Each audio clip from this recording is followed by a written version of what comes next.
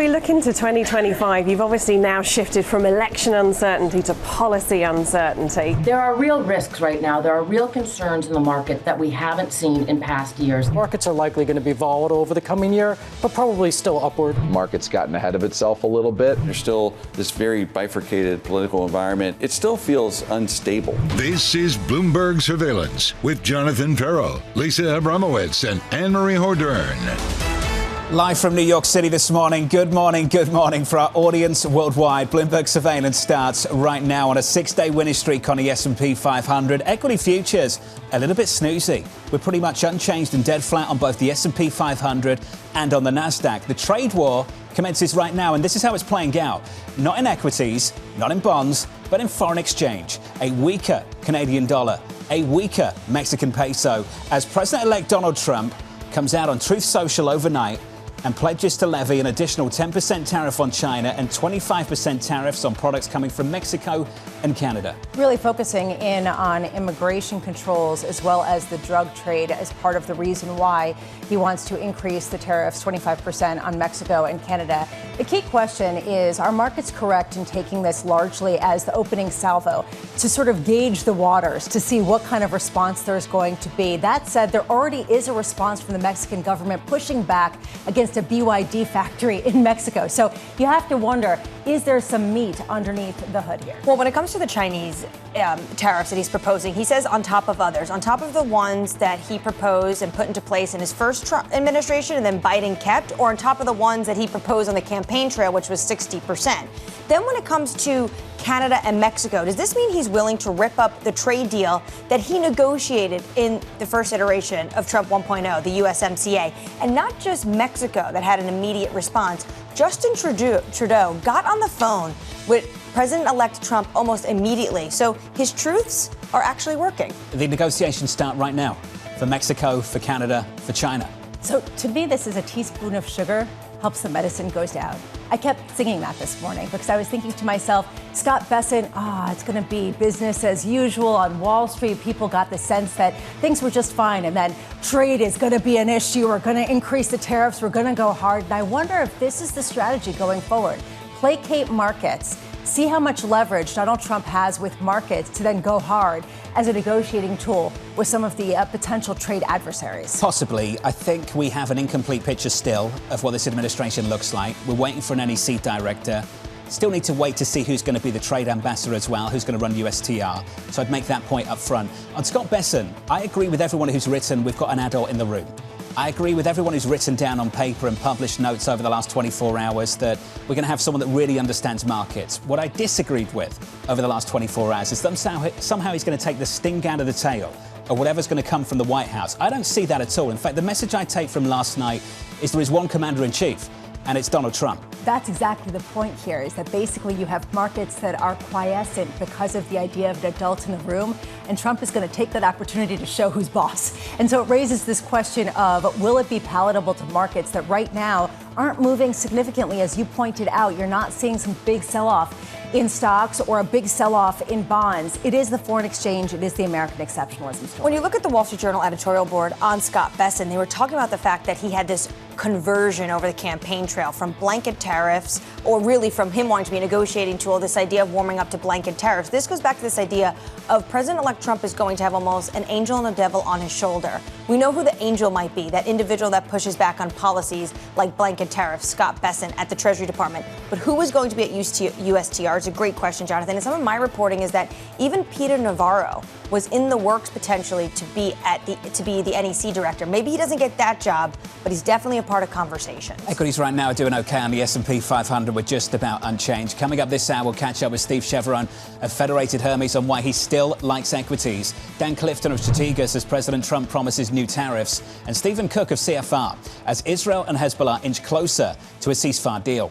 We begin this hour with the stock rally stalling after President-elect Donald Trump vowed to impose additional tariffs on China, Mexico and Canada. Steve Chiavarone of Federated writing, we view tariffs, or more importantly, the threat of tariffs, as a way to encourage reshoring instead of nearshoring. If this works, this means more FDI, capital deepening and growth. Either way, we like stocks here. Good morning, Steve Chiavarone. It's good to see you. Good morning. That was topical, huh? What did you make of that move overnight? I think the fact that he did it this early, he's getting exactly the response that he wanted. He got the call from Trudeau. He's getting the reaction out of Mexico. And again, to the point of what we wrote, the Trump administration views the 70s through 90s as this period where advances in global communications, supply chain management led to kind of manufacturing moving overseas. And it gutted the industrial Midwest. They view AI, robotics, automation as an opportunity for those jobs to come back because you need less labor to produce. But the problem that they see is that it's more likely for those jobs to nearshore, go to Mexico. And so tariffs, more importantly the threat, is designed to say, look, if you're going to leave China, go to Alabama.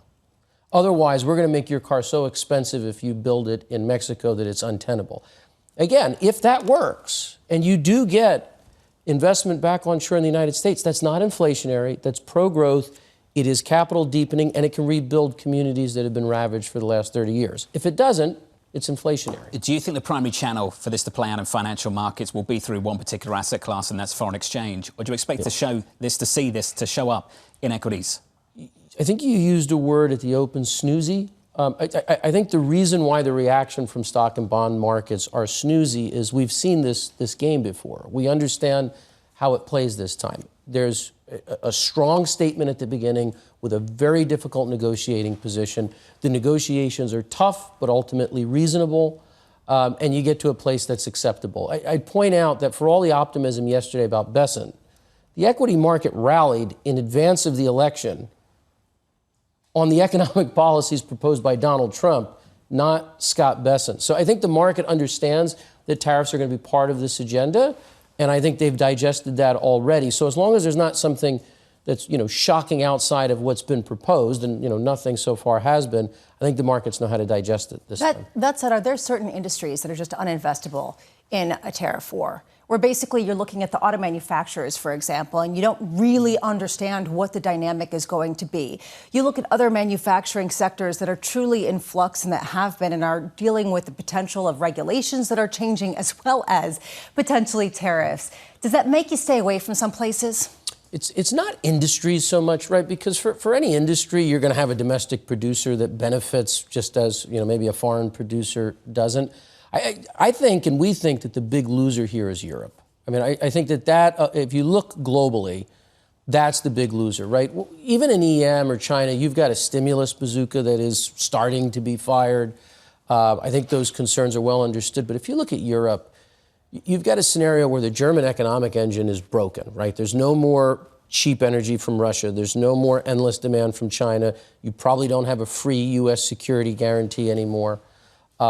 You've got political gridlock in both the UK and France, so having a kind of coordinated response is going to be difficult.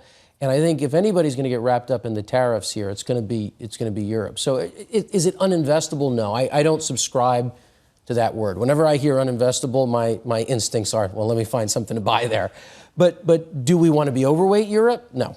No, and we reduced that about 2 or 3 weeks before the election, expecting that would be the big loser. Your call is 7,000 by the end of next year. You're in tandem with Binky Chadha over at Deutsche Bank in terms of a pretty high bar for how much U.S. equities can rally.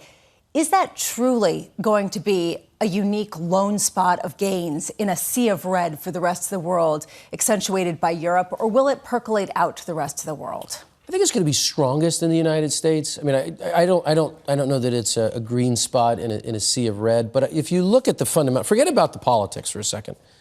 You've got earnings that are still growing high single digits, expected to accelerate. You've got a Fed, and I think we've seen some Fed speak over the last couple of days, that still appears committed to getting to neutral. Whether or not that's 3% or 3.5% over the next 18 months, it's certainly lower than where rates are today.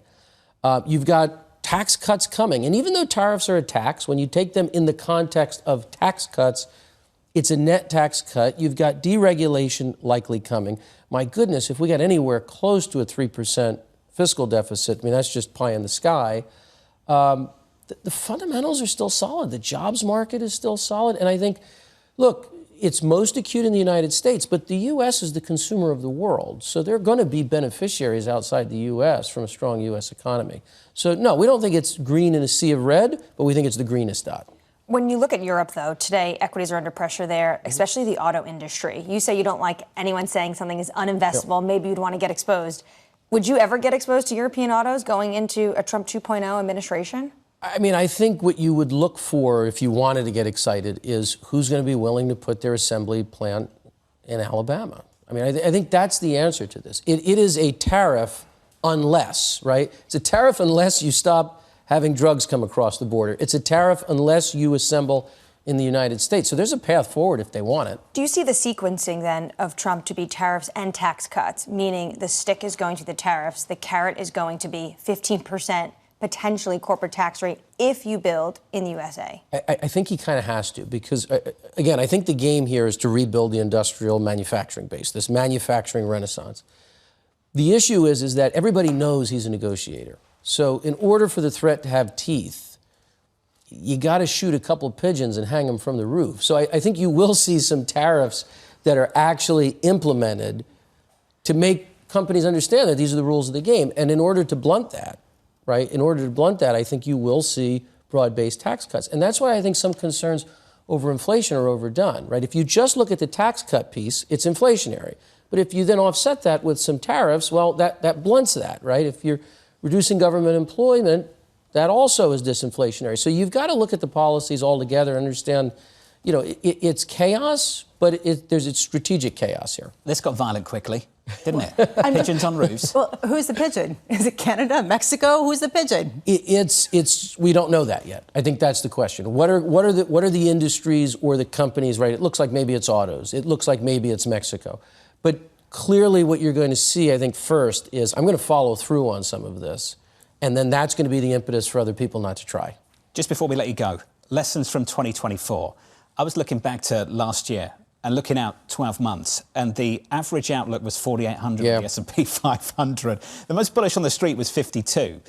That was John Stolfus of Oppenheimer. We're north of 6,000. Yeah. What did we anticipate in 2024? What might we be getting wrong about 2025? You know, we go through self-reviews each year, and I just wrote mine. And you know, lessons from 24 was the first one. And I think the first one is that investing is both an art and a science, right? You can do the work on the earnings. You can understand what an average multiple might be. And that's really where we all start. But then you have to anticipate, well, what's not captured in that? Understand you can have a false sense of precision. What might the market discount going forward? Where might optimism be? What relationship has changed, right? Should you have a 20 times multiple on a market when 30% of that market cap is Mag 7? And I think that's the story. You have to remember there's an art, and you get back to the 7,000 number. Science doesn't get you to 7,000 next year, right? What you have to assume is that there's some pull forward of good expectations as you buy the rumor of policy, and maybe you sell the news a little bit after it happens. And so I think it's the art part of this business that's the lesson. You've got to buy some hopes and dreams. Steve, it's good to see you. Have a happy Thanksgiving. Thank you, sir. Steve Chiavarone there of Federated. Equities right now on the S&P just about positive, up by almost 0.1%. With an update on stories elsewhere this morning, here is your Bloomberg brief. Tesla would be shut out from consumer rebates under a proposal by California Governor Gavin Newsom. Newsom planning to offer rebates to EV buyers if President-elect Donald Trump repeals a federal subsidy. More on that story a little bit later. Elsewhere, Qualcomm's takeover interest in Intel is fading. Sources telling us here at Bloomberg the complexities associated with acquiring Intel have made it less attractive to Qualcomm. A deal would likely have been one of the largest ever in tech. And finally, President Biden proposing a rule that would require Medicare and Medicaid to offer coverage of weight loss drugs, including Ozempic and Wegovy. The proposal could slash out-of-pocket costs by as much as 95%. This is really interesting because guess what? President Biden is a lame duck president. So what he's basically setting up for is a proposal that will or will not the incoming Trump administration actually want to take on board. It's over to you, Donald Trump. Up next on the program, the tariff man is back. To me, the most beautiful word in the dictionary is tariff, and it's my favorite word. We're going to have thousands of companies coming into this country. We're going to protect those companies with strong tariffs because I'm a believer in tariffs. The negotiations start right now, live from New York City this morning. Good morning.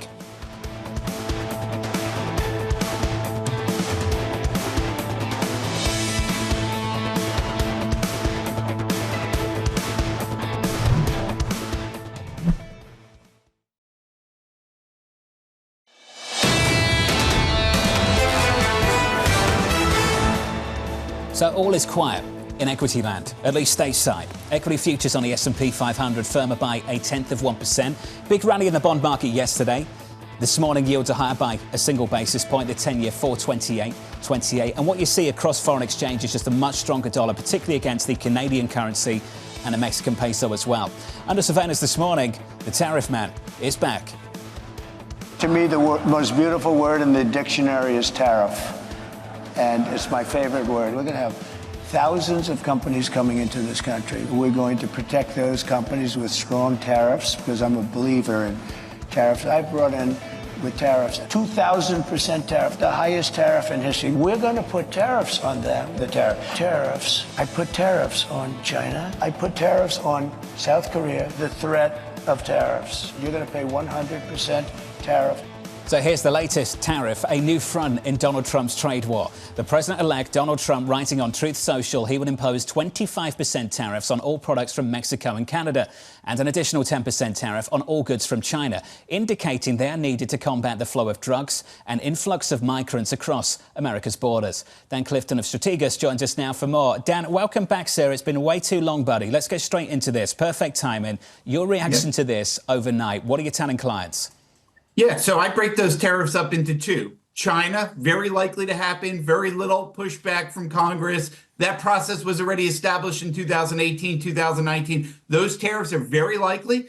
Companies with exposure to China are going to take a hit from this, and we expect the supply chains to migrate out faster. India will likely be a beneficiary. Mexico and Canada is a little bit more complex because you're already bounded by the USMCA agreement overall. And I think what Trump's trying to do is get ahead of this big caravan that's starting to come into the U.S. and basically saying that we need you to lock down on immigration. He does not want to surge at the border before he comes into office. He also does not want to have to deal with a lot of issues as he begins to shut down the border on his first day of office, and he's trying to get ahead of that. So my sense is that's a little bit more complicated. It's more of a negotiation strategy, but it's one that's very significant because investors have been very focused on Europe. They have not been as focused in timing on Mexico. And then two other key points that I would make. If I was Donald Trump, I'd be looping in Congress right now. What we found is that Canada and Mexico are very good at coming up with retaliation strategies. So if I have Congress on board, it makes it harder for them to target specific congressional areas. And then second is personnel is policy. Without Robert Lighthizer, you really don't have that key personnel to be able to move these tariffs pretty quickly. They're going to have to figure out how they're going to get that structure in place because there is a bit of a learning curve for Howard Lutnick and for Scott Bessent on these. And then final point is that why we had that big rally yesterday, Scott Bessent's an excellent Treasury Secretary pick. As you get into the specifics and the details, this will be done through an interagency committee, and obviously Treasury will have a very big impact on that. And that's where I think some investors think that these ideas can wind up getting watered down a bit from the initial conception stage that we saw last night. Dan, when it comes to Canada and Mexico, did this Truth Social post actually work? Because we had Justin Trudeau make a phone call last night almost immediately, wanting to start that negotiating process.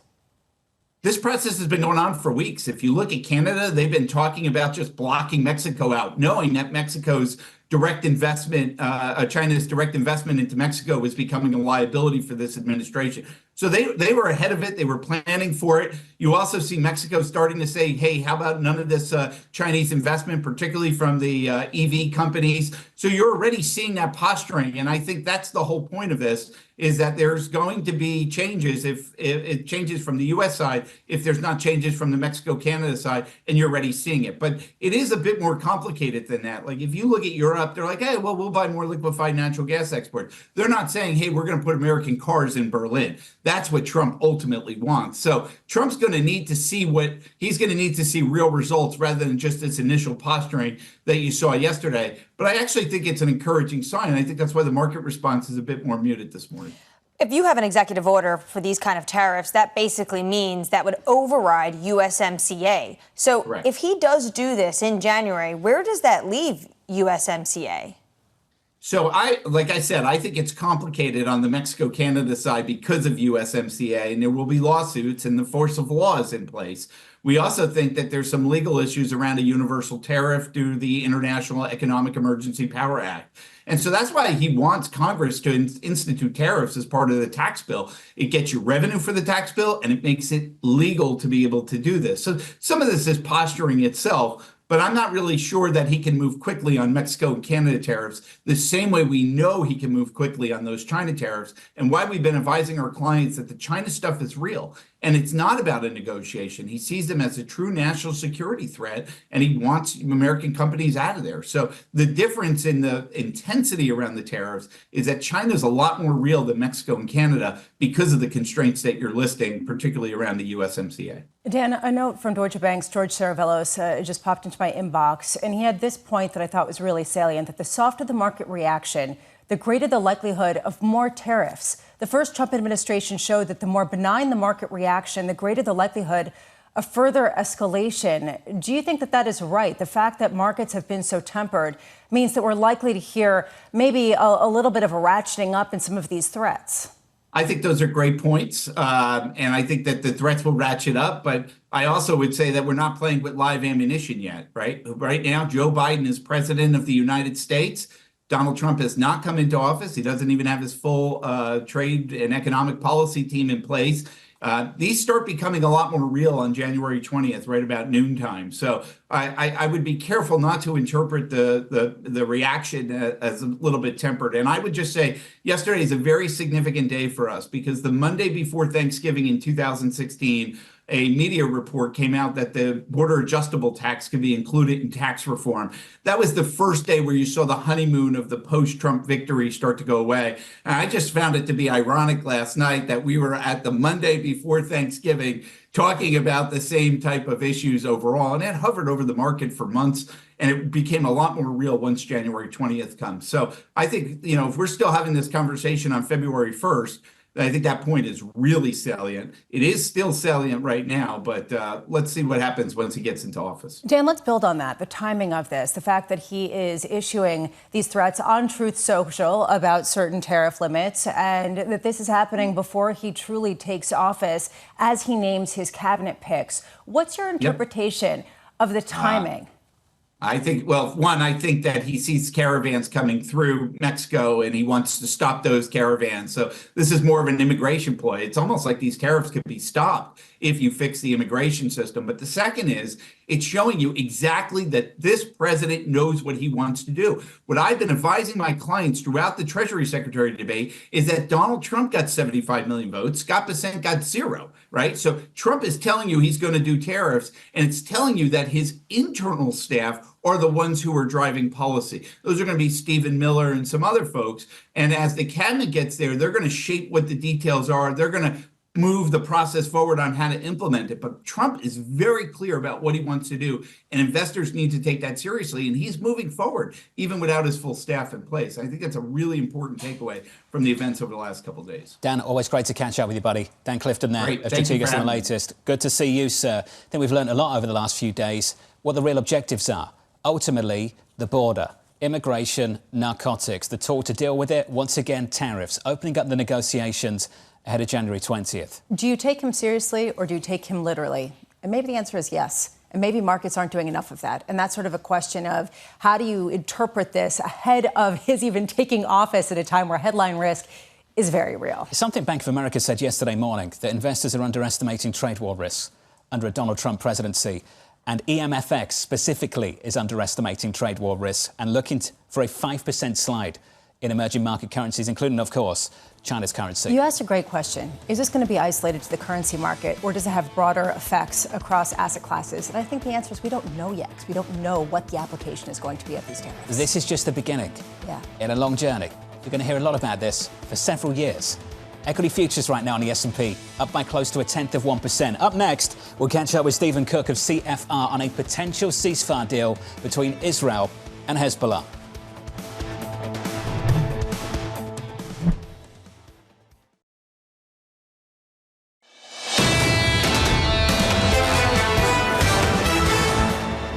Turning into Tuesday, 6-day winning streak on the S&P 500, the longest since September. S&P 500 equity futures right now just about unchanged. On the Nasdaq 100, we're dead flat as well. Bit of weakness on the Russell, the small caps down by 0.4%. In the bond market, yesterday a much better tone. Big rally, yields lower, some clarity on who's going to lead the Treasury. Ceasefire deal proposals over in the Middle East, dragging crude down, contributing to this move as well to some extent. Yields up a single basis point today, 428.48. Just looking at those two asset classes, you wouldn't have a clue what was taking place elsewhere. Switch at the board and get to foreign exchange. Here's the story. Let's turn the page to FX. Dollar strength. Mighty dollar strength against the Canadian dollar and the Mexican peso. Dollar Mex, Lisa, advancing by 1.2%. This is going to be basically the playbook by which a lot of people are going to be looking to trade some of the headlines that we're going to be getting on trade. Basically, the announcement on Truth Social, which is the pathway for announcements, we should say, for President-elect Donald Trump these days, talking about a 10% additional tariff on Chinese goods and 25% blanket tariffs on Canada and Mexico, really affecting the FX channel as sort of the opening salvos. Is this negotiation or is this a taste of what's to come? The dollar index pushing 107, 8 consecutive weeks of dollar strength, and this could be week 9 if it continues. Under surveillance this morning, President-elect Donald Trump vowing to impose additional 10% tariffs on goods from China and 25% tariffs on all products from Mexico and Canada, casting the move as necessary to clamp down on migrants and illegal drugs flowing across America's borders. Two things come to mind. One, he wants to move quickly. He's still in Palm Beach and Mar-a-Lago. He is not in the White House. We are in a lame duck Biden presidency. But already you see movement. Justin Trudeau picking up the phone and wanting to start that negotiation because he's saying there's going to be an executive order when he comes in. Is that the opening salvo, or potentially is that going to be a real executive order at the end of January? Second, it comes after he put his Treasury Secretary in place. He loved, obviously, the market move yesterday. You saw that across a number of Trump Twitter posts and those next to him talking about how this Bessent rally was up. So he had a moment in time to show, yes, everyone's talking about how Scott Bessent is pragmatic when it comes to tariffs. But Jonathan, to your point earlier, I'm the man that's going to be in charge. I woke up this morning thinking I need to learn MAGA better. I need to speak the Trump language a little bit better because there is this lack of clarity about whether it is, okay, the markets were up, okay, now we can hit them with this, or if it's more of a matter of I need to take the reins back and then necessarily show it's my agenda and this is what I'm going to do. I think Trump would call this either, coordinated chaos or the weave. You can move from one thing to another when things are slowly moving in place. The market is up, so maybe I can go hit them with this. We have to wait and see. I think he's been pretty consistent on this point. I don't think there's a weave here. I don't think there's a back and forth. I don't think we're playing multi-dimensional chess. I think we've heard this repeated on the campaign trail. In the last few weeks when we were selecting a Treasury Secretary, reports suggested this was the clear goal, to have someone that would agree with his views on tariffs. I think the president-elect has been very consistent on this theme. He's brought up Mexico a million times, as have we, over the past few months, about what we'd see in the coming years. The real question to me is how much the market actually acts on as a check, right? How much is he sensitive to not unraveling some of the gains that has already been experienced in equity markets? And then I think it's still a question mark. Is this the way he's going to do it, to offer up something that's going to calm the markets while still going hard in the policies that he has already stated he is ready to go on? Possibly. We saw that a few times in the first term. At the moment, though, President Biden's still the president. I think we've all forgotten that, but he is still the president. And this could all change again on January 20th. Yeah, he tried to remind us of that earlier this morning. A few times. Yeah, a few times. Like, hey, guys, hi, I'm still here. Just letting you know. We'll get to the latest on that front later. I wanted to get to this, an important story for Tesla. California Governor Gavin Newsom unveiling plans to offer rebates to EV buyers if Trump repeals a federal subsidy. Newsom's office telling Bloomberg the proposal would exclude Tesla's popular EV models. There has been tons of pushback against this proposal, including from the Democratic congressman in California disagreeing with his own governor. Yeah, Ro Khanna, he's coming out and he's saying how many Teslas are made in his district, more than 500,000, employing more than 20,000 people. And this is the quote: "Let's not play politics with keeping manufacturing in California. It would be foolish to exclude Tesla. Have we learned nothing from snubbing Elon Musk at the Biden EV summit?" I was at that summit. Joe Biden loved it. He got into all these EVs. GM took it for a spin around the South Lawn. Tesla was notably missing. And Ro Khanna's point is, why are we going to snub this individual once again? Well, it comes at a time when a lot of people are saying that a lot of policies are going to become increasingly transactional. And I keep wondering about that. It's easier to be transactional when you're in the White House. And I think that that's one clear message.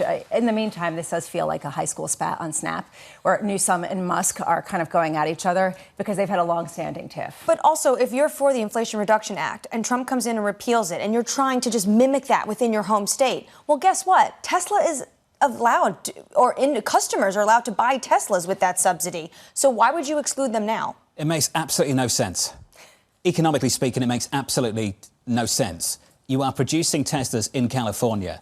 I don't see a big presence from GM, Stellantis and Ford over on the West Coast. I see them up in Detroit, Michigan. It's just bizarre that they're still doing this. And to Ro Khanna's point, to the congressman from California, it appears that they have truly learnt nothing. Well, it becomes very personal. And you start to wonder, again, how much can people take the upper hand by trying to strip out some of their personal vendettas? Because we know that Newsom and Musk have a long-standing personal vendetta, and that seemed to be coming out in some of these policies. Apparently that vendetta continues. Let's turn to the Federal Reserve. Benny mentioned them. Investors digesting Fed speak ahead of the latest FOMC minutes due at 2 p.m. Eastern, a little bit later this afternoon. We've heard from Neil Kashkari saying it's still appropriate to consider a December rate cut. Goolsbee making the case for easing, barring signs of overheating. I'm thinking back to the news conference with Chairman Powell, where he basically said to the news conference and market participants watching and listening that there was nothing to model yet on the tariff front. Do we have something to model now? I don't know. Donald Trump. I'm not sure. I mean, can you model it basically from the Truth Socials? It'll be interesting to see how they message that. In the meantime, the fact that both Goolsbee and Kashkari came out and said it's appropriate to cut rates, with Goolsbee taking it a step further and saying that the neutral rate was going to be 2.9%, and that he leaned into that median assessment of Fed officials, signals that maybe they're not going to come out with modeling. And when it comes to tariffs, there have been so many people around this table who have said that they are disinflationary or deflationary over the longer term that it becomes very difficult to even know how to begin to model these from an economic perspective, let alone a policy one. Do you expect to see some Fed chair auditions over the next 12 months? Who can outdove each other? I'm curious if we're going to get one before that. And is it going to be outdoving? What is exactly it going to be? Or just sort of taking the temperature? I mean, if Kevin Warsh is the likely successor, well, he hasn't exactly been a raging dove. No. In fact, I would say a raging hawk. Correct. For the last decade plus. So is that the sort of qualification that makes it okay? I think it becomes really muddy. I think it starts to become heads. That name is always circulating. Ideologically, just incompatible with what you hear from Donald Trump, president-elect, on the campaign trail repeatedly. Pretty much. Doesn't stack up. Absolutely. And we have to remember that Jerome Powell was put in place by Donald Trump. So we're talking about this. So sometimes people can become less appealing to the president-elect post facto. Before we get to the Federal Reserve meeting on December 18th, I'll keep going through the calendar for you. December 6th, payrolls. December 11th, CPI. Let's turn to the latest in the Middle East. Israel and Hezbollah inching closer to a ceasefire agreement. Israel's Security Cabinet meeting today and may vote on the deal. Stephen Cook of CFR writing, like everything since the conflict began in the region back in October 2023, leaks and reports of progress should be handled with great care. Prime Minister Netanyahu is motivated to get a deal because he wants to deliver for President-elect Donald Trump. Stephen joins us now for more. Stephen, welcome to the programme. As you've suggested, we've seen plenty of head fakes over the last several months on this front. Does this feel different? Well, it does feel different. I think the reports coming out of Israel, Lebanon, and Washington are more detailed than the kind of imminent ceasefire deals that we've heard about for the last 6 months with regarding Gaza. At the same time, there is actually a fair amount of opposition to a ceasefire with Hezbollah. The mayors of the northern communities of Israel are in a rage, believing that this ceasefire will leave them vulnerable once again to attacks from Hezbollah and even October 7th style attacks. Those towns have taken a beating from Hezbollah rocket fire and anti-tank missiles over the course of the last year. And the folks who live there just don't believe that the IDF has done enough in order to push Hezbollah back to make those communities safe. There's reports that Netanyahu has basically approved this plan in principle. But what does it take for the entire cabinet to get on board? Yeah, and that's the rub. The Security Cabinet is going to be meeting in just about 4 hours from now. And there are members of the Security Cabinet who are raising questions about it, notably the Agriculture Minister, who used to be the director of Israel's internal security services, the Shin Bet, who has said and vowed to the mayors and residents of northern communities that he will not vote for this agreement if it's just a cut and paste job from UN Security Council Resolution 1701 dating back to 2006, which was never fulfilled. and was really just an agreement on paper. The Israelis are looking for, at least the opponents of the agreement as it currently stands, are looking for actual action, not just a piece of paper that commits Hezbollah to staying far away from Israel so it can't attack it. Do you think the deal does enough to ensure Israelis can return to their homes? Well, once again, the deal calls for the deployment of the Lebanese army up to the Israeli border. It ensures that Hezbollah has to stay north of the Litani River, which is about 18 miles north of the border. There is a committee led by the United States that will monitor violations. But all of this depends on the goodwill of the parties. You can imagine a situation in which the Israelis cite a violation and want to retaliate, yet the United States doesn't agree with them, creating tremendous amount of tension between Washington and Jerusalem. So this is a complicated deal. But as I said, Netanyahu is motivated to get this done because he wants to deliver something to President-elect Trump before inauguration, and he just politically can't bring the Gaza conflict to an end by the time the president-elect takes the oath of office. Stephen, how much is there a bigger takeaway? The people are exhausted with these wars, and I'm talking about what's going on with Israel and in Gaza and with Hezbollah to the north, as well as what we're seeing over in Ukraine, that with more than 800 deaths of Israeli soldiers in Ukraine, thousands, hundreds of thousands of people having been killed, there is a real question here about whether the populations will even tolerate an ongoing conflict. Yeah, that's the case. I mean, we see it in Ukraine. Over 1,000 days of war, people are growing quite tired of it. And the idea of a ceasefire in place is growing there. In Israel, this is a doctrine-busting conflict. The Israelis never contemplated fighting a war on multiple fronts for over a year. Their doctrine is to fight short, devastating conflicts on enemy territories that don't last much longer than 3 weeks. And there is a revolving door reserve duty in which only about 70% of the population takes part. The others are exempt. So there is a real burden on the population, on the kids and reservists who are as old as in their 40s and 50s, who've been in and out of the Gaza Strip, in and out of southern Lebanon, and people are tired of it. So even if the northern communities in Israel are opposed to this deal, there are many in Israel who do want to bring at least the conflict in the north to an end, so long as it brings the rocket fire to an end. And that hasn't happened yet. Stephen, what are you looking for to know that this is actually imminent? Well, I'm actually looking for the cabinet to vote for it and there not be any delays or any postponements. And I'm also looking for it to be successful, for the Lebanese army to actually deploy and for the Israelis to be satisfied that they can retaliate should Hezbollah violate the ceasefire, which is only supposed to last about 60 days. Hey, Stephen, we all hope for peace, and we hope we get a deal sometime soon. Stephen Cook there of CFR, thank you, sir. Certainly the commodity market took it seriously yesterday. I think crude was down by about 3% across the board. Yeah, that's sort of what I'm pointing to, is that the markets are taking this seriously. Again, is this a time to be trading the headlines and fading every single one that comes out because every single time there's a head fake and something that goes wrong?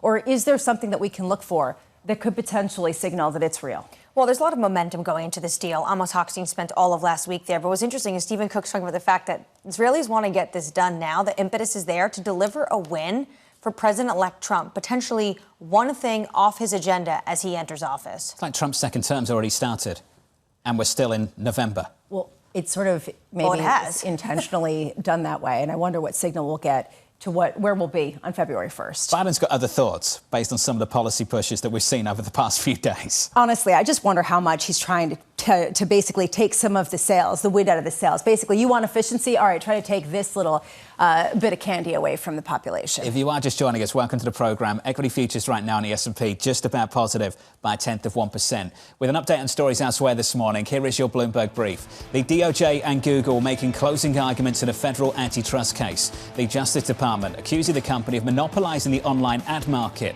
Google claiming its dominance is due to a superior product. A judge's decision is expected by the end of the year.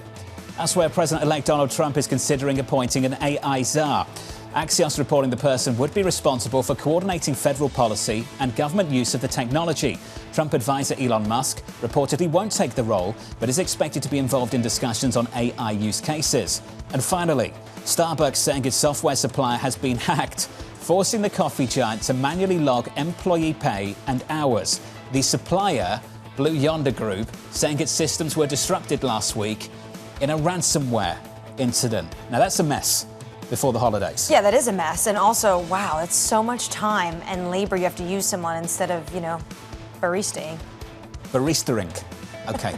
Up next on the program, we'll leave that there. Inflation set to squeeze holiday shoppers. In this environment where CPI, inflation across all these different products, it's eating away at that wallet, the consumer's really looking for somebody who's going to provide them the ability to stretch their dollar. Is that even a word? I'm not sure that's even a word. Up next on the program, that conversation continues live from New York City. This is Bloomberg.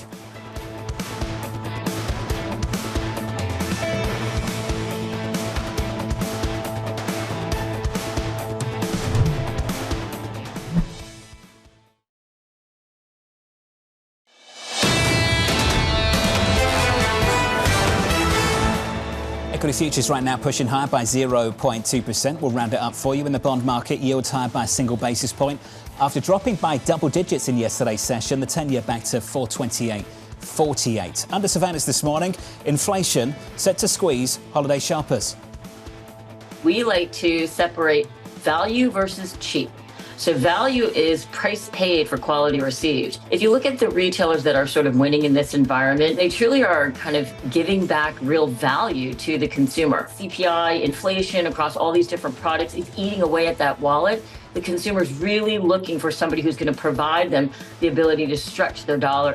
So here's the latest this morning. Holiday shopping expected to break records this year, signaling just how much higher prices are impacting consumer spending. Nela Richardson of ADP Research Institute writing higher prices could dim holiday cheer. For a long time, wage growth for hourly employees was outpaced by inflation. Nela joins us now for more. Nela, always great to see you. Welcome back. Thank you. What's the outlook for spending this holiday shopping season? Well, the outlook for spending is at record highs. The National Retail Federation expects consumers to spend $900 per person per family this year. That's up like $15 from last year. So strong spending this year is expected. But the problem is we're on a knife's edge when it comes to wage growth versus inflation. In fact, we only expect for hourly wages, hourly workers, which are about 60% of the labor market, we only expect their wages to tread just above CPI inflation. So that's like 30 basis points. So as prices are going higher, wages aren't keeping up. How big is the spread between how consumers say they feel versus how much they do? Because how they feel has been pretty awful for quite a while now. But then I look at retail sales, and retail sales are still really robust. What do you think explains that? Labor markets. Because even though wages are just keeping up with inflation right now, people are employed.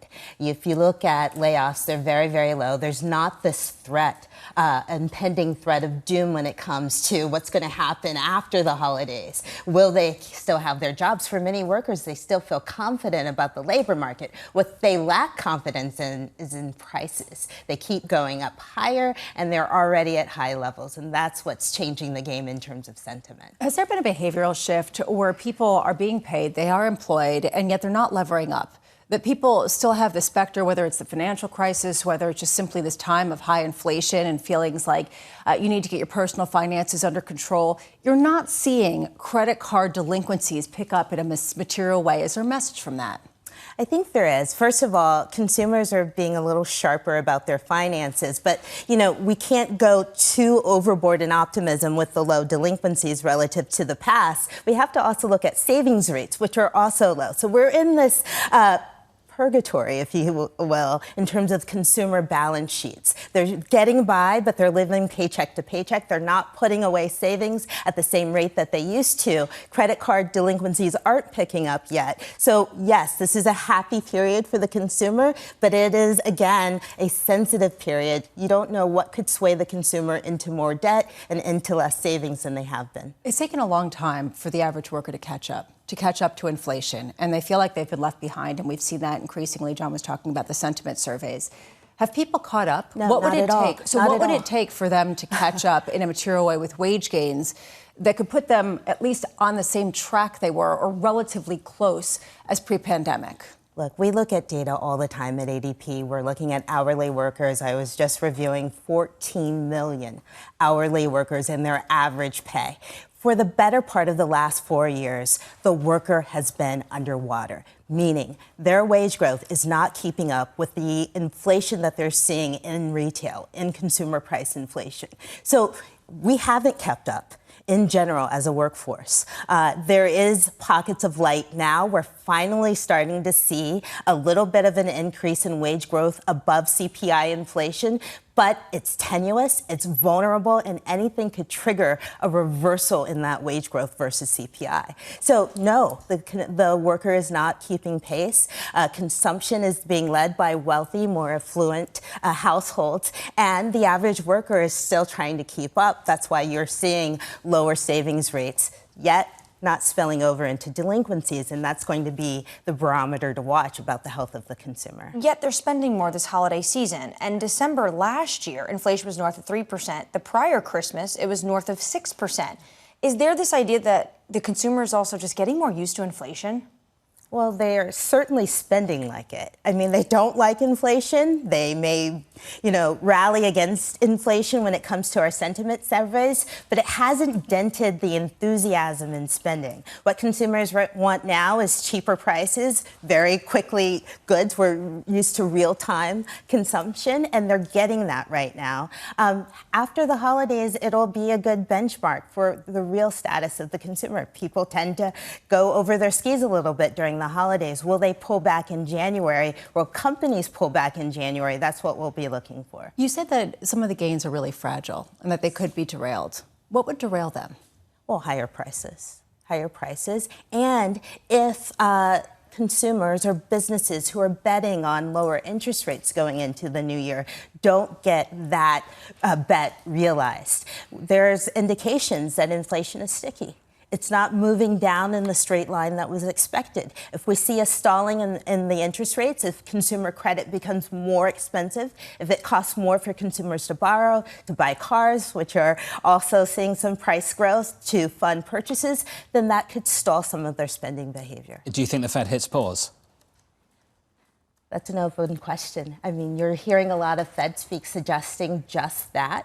There's been no Fed speaker that I've heard recently that has come out definitively and said inflation is going in the right track and we're confident enough that we will lower rates in December. There's still uncertainty around that decision. It's going to be an interesting few weeks, that's for sure. Nela, it's good to see you. Nela Richardson there of ADP. Up next on the programme, we'll catch up with Stuart Kaiser of Citi. We'll speak to the Congressman French Hill. Matt Luzzetti of Deutsche Bank thinks the Fed will hit pause.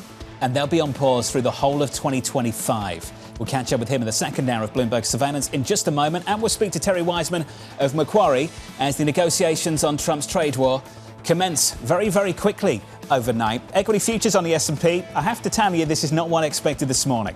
We're higher by 0.2% on the S&P 500. In the bond market, it is a snooze. Yields are up by a single basis point. The action is in foreign exchange, and that dollar is a whole lot stronger. From New York, this is Bloomberg.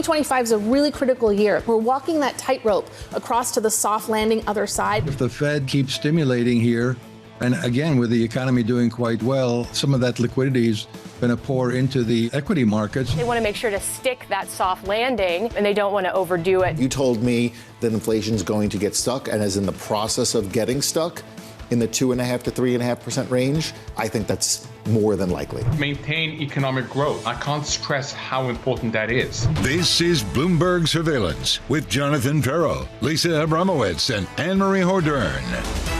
The second hour of Bloomberg Surveillance starts right now with equity futures on the S&P 500. Near session highs up by 0.2% on the S&P. On the Nasdaq, likewise, pushing higher. On the Nasdaq 100 right now, we're positive by 0.27. Do you want some drama? Get to foreign exchange and check out what the dollar is doing to the Mexican peso and to the Canadian dollar.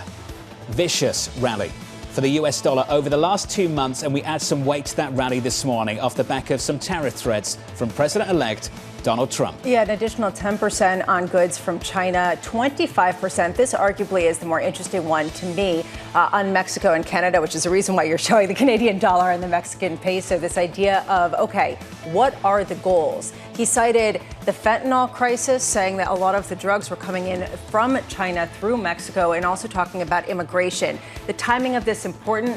Why now? It has been, 3 weeks since he was elected?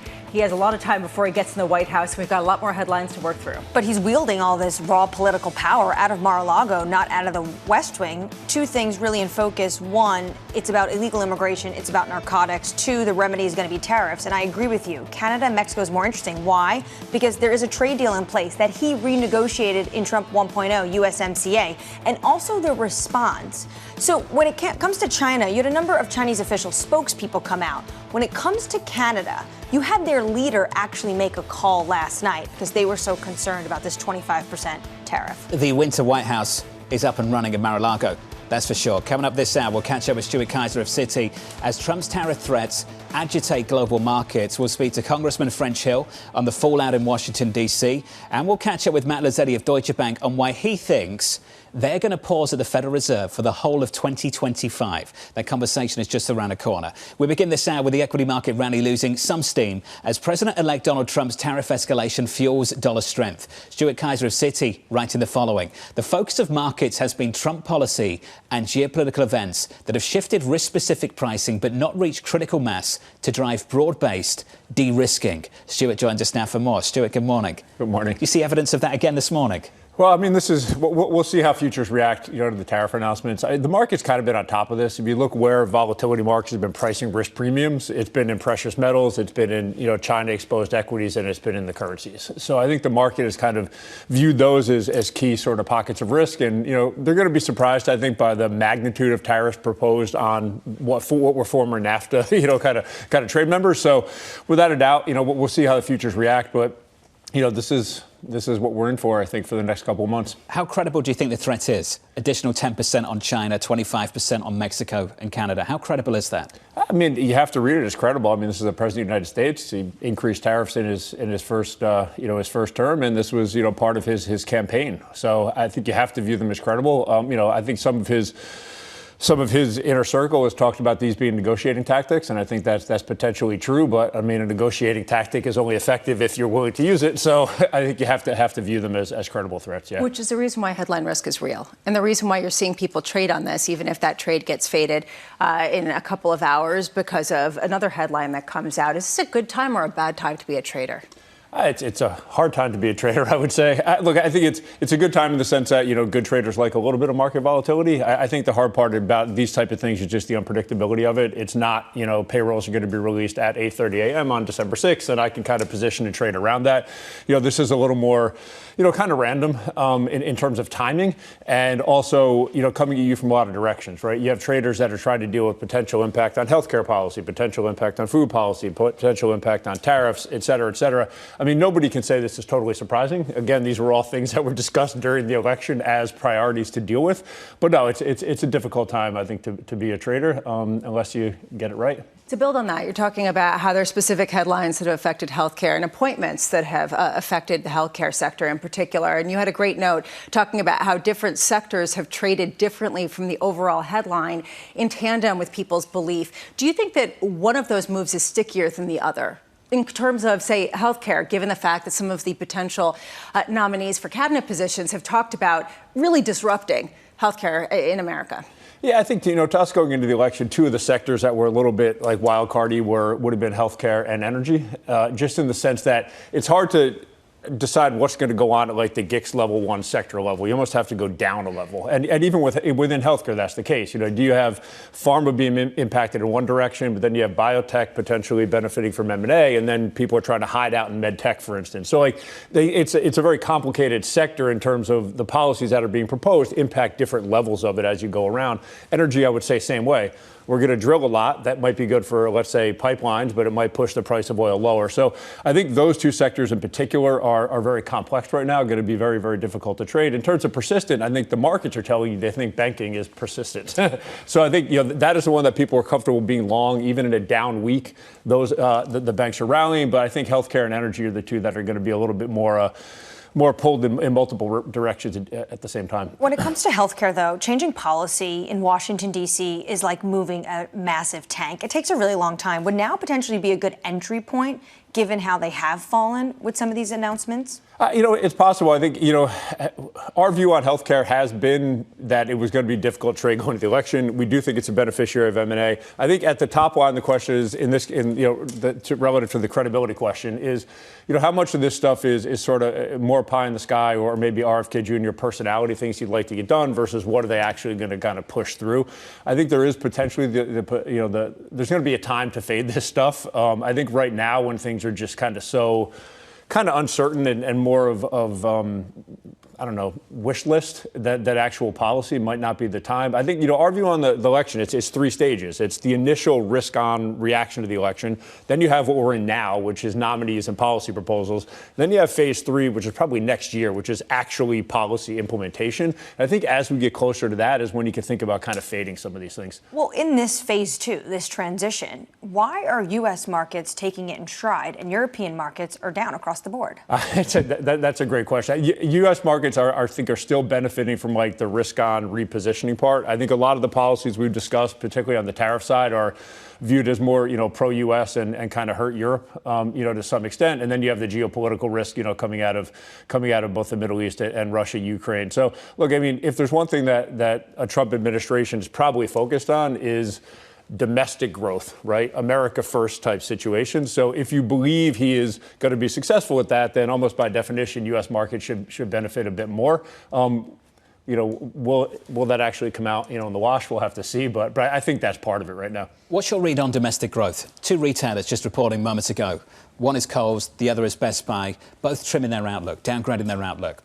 What's your read on things right now? Target, I understand, hit a landmine. Big inventory problem. I've got that. You can sit here and say that's a Target problem. What have you seen across the other retailers? What are we learning about consumption and how good U.S. growth actually is? I mean, it looks fairly solid. Our retail folks, did a big survey pre-holiday spending. It looks like holiday season is going to look pretty solid.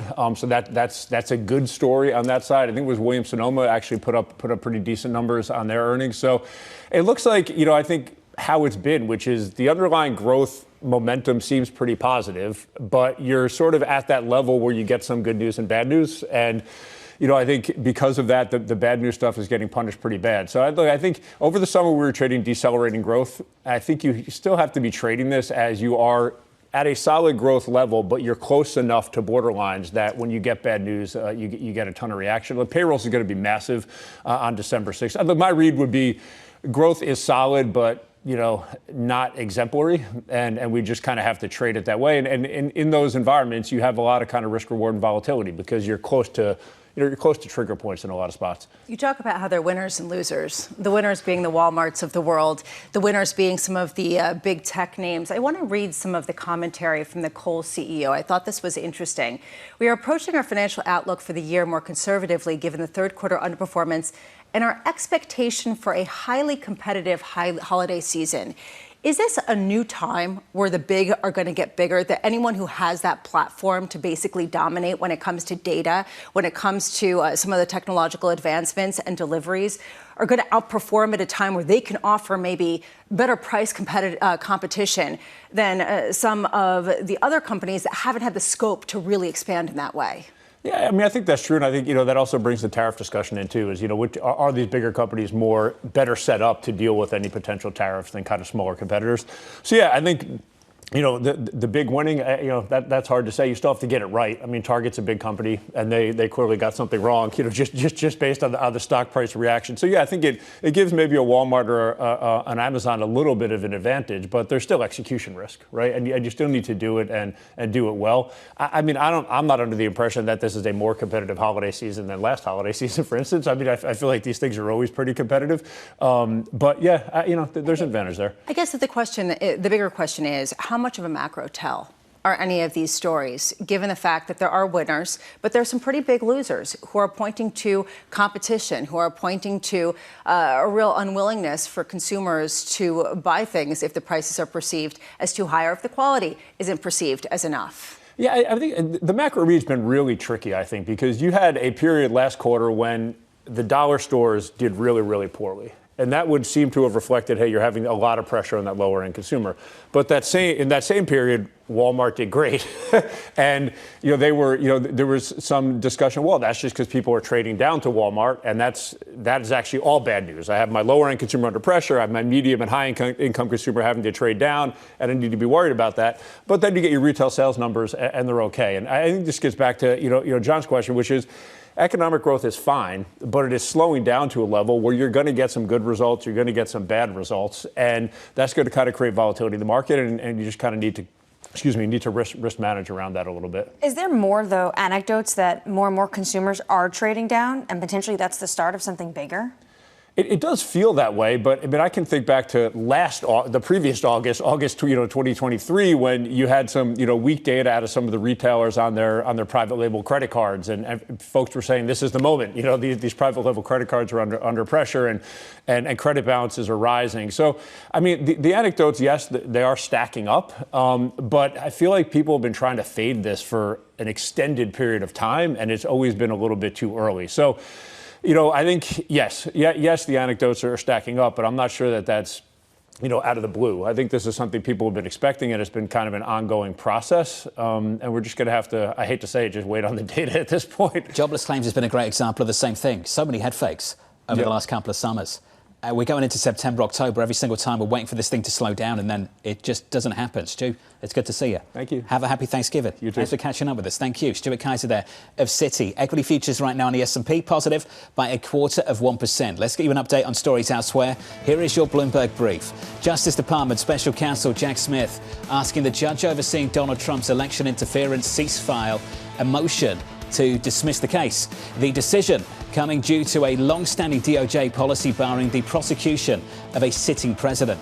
Intel securing $7.9 billion in federal grants from the Biden administration. The deal marking the largest direct subsidy from a program to boost U.S. chip production. People familiar with the matter telling Bloomberg Intel will get money for projects in Arizona, Oregon and New Mexico. Intel is up by 1%. And finally, Formula One set to expand its grid in 2026 to include a new American team partnered with General Motors. F1's 11th team will be called Cadillac F1 and will be run by Andretti Global. It's that time of the programme where I speak to myself about Formula One racing and whether we are going to enjoy the extra team being on a grid or not. I'm excited for this. Actually, to be completely honest, because of Netflix, F1 is gaining popularity, even among the younger cohort in my family. So I just want to point that out. So good luck to them.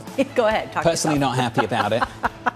I think the grid's already full. I was waiting for that. And it's a problem when the new teams come because they're never any good. Yeah, well. And it takes a while for them to get better. You just don't like American grids. They're not windy and in beautiful hills. They're not in sort of racetracks. No, that's different. That's when I mean the grid, I mean like the. Okay, that's different. I'm like, on a program. Never mind. Donald Trump's tariff threat. If I was Donald Trump, I'd be looping in Congress right now. What we found is that Canada and Mexico are very good at coming up with retaliation strategies. Sports. Speak to yourself. That's the rule from now on. From New York, this is Bloomberg.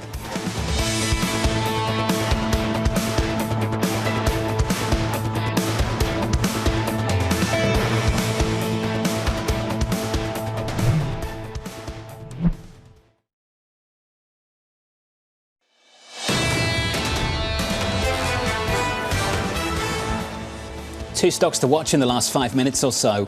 One is Best Buy and the other name is Kohl's. Those two companies, those two retailers reporting earnings just moments ago and trimming their outlooks. Best Buy getting hammered down 7%. Kohl's getting demolished. We're down by 13%. in pre-market trading. Two names to watch, two currency pairs to watch. I think you know them well so far this morning. One is dollar MEX and the other is the US dollar against the Canadian currency, the loonie. We're seeing some significant weakness on either side of the trade, though pairing some of that move. Dollar strength certainly the story this morning off the back of the tariffs proposed overnight. Under surveillance this morning, Donald Trump's tariff threat. If I was Donald Trump, I'd be looping in Congress right now. What we found is that Canada and Mexico are very good at coming up with retaliation strategies. So if I have Congress on board, it makes it harder for them to target specific congressional areas.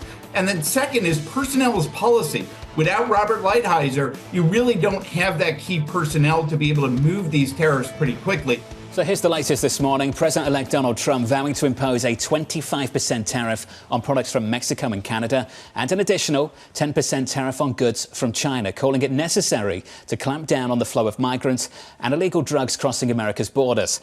Let's loop in Congress right now. We can speak to the Republican Congressman French Hill of Arkansas. Congressman Hill, welcome back to the show, sir. It's always wonderful to hear your perspective on things. We want your reaction to this. How credible is this threat from President-elect Donald Trump overnight? Well, Jonathan, good morning. Happy Thanksgiving week to you and everybody at Bloomberg. This is a critical threat by President Trump because we have unprecedented border problems with particularly Mexico on fentanyl and nearly 9 million people that have crossed the border. We've not been able to secure the border under the Biden-Harris administration. This was a major campaign point for President Trump. And so I believe that he's stepping up and making this statement about tariffs to tell both Canada and Mexico, we have got to get our border security in the United States squared away.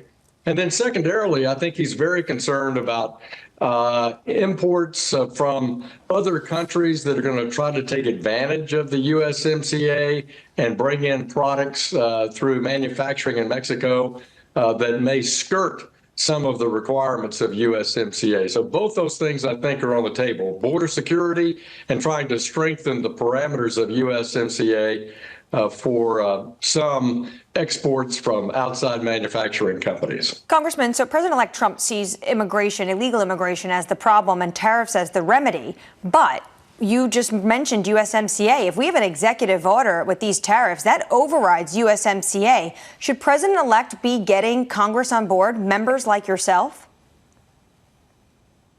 It's important to bring Congress into the discussion with the president as soon as possible. But remember, when he was president, he worked very hard with Canada and Mexico to renegotiate the North American Free Trade Agreement and create the USMCA. During that time, he also had strong cooperation from Mexico on his Remain in Mexico policy, which was to say, look, if you're seeking asylum in the United States, our law says you have to do that from a third country. President Biden has just waived that rule and allowed millions of people to come into the U.S. while they seek asylum. Probably 90% will be required to be deported because they're not eligible to seek asylum. So I believe President Trump's also using this tariff threat to tell the new government in Mexico City, let's get serious about the migrant flows across Mexico's border and get back to our Remain in Mexico policy or remain in a third country policy. So is it just that, a threat, or do you think come January he's going to follow through with 10% on tariffs on China on top of others, he says, and 25% when it comes to imports from Mexico and Canada?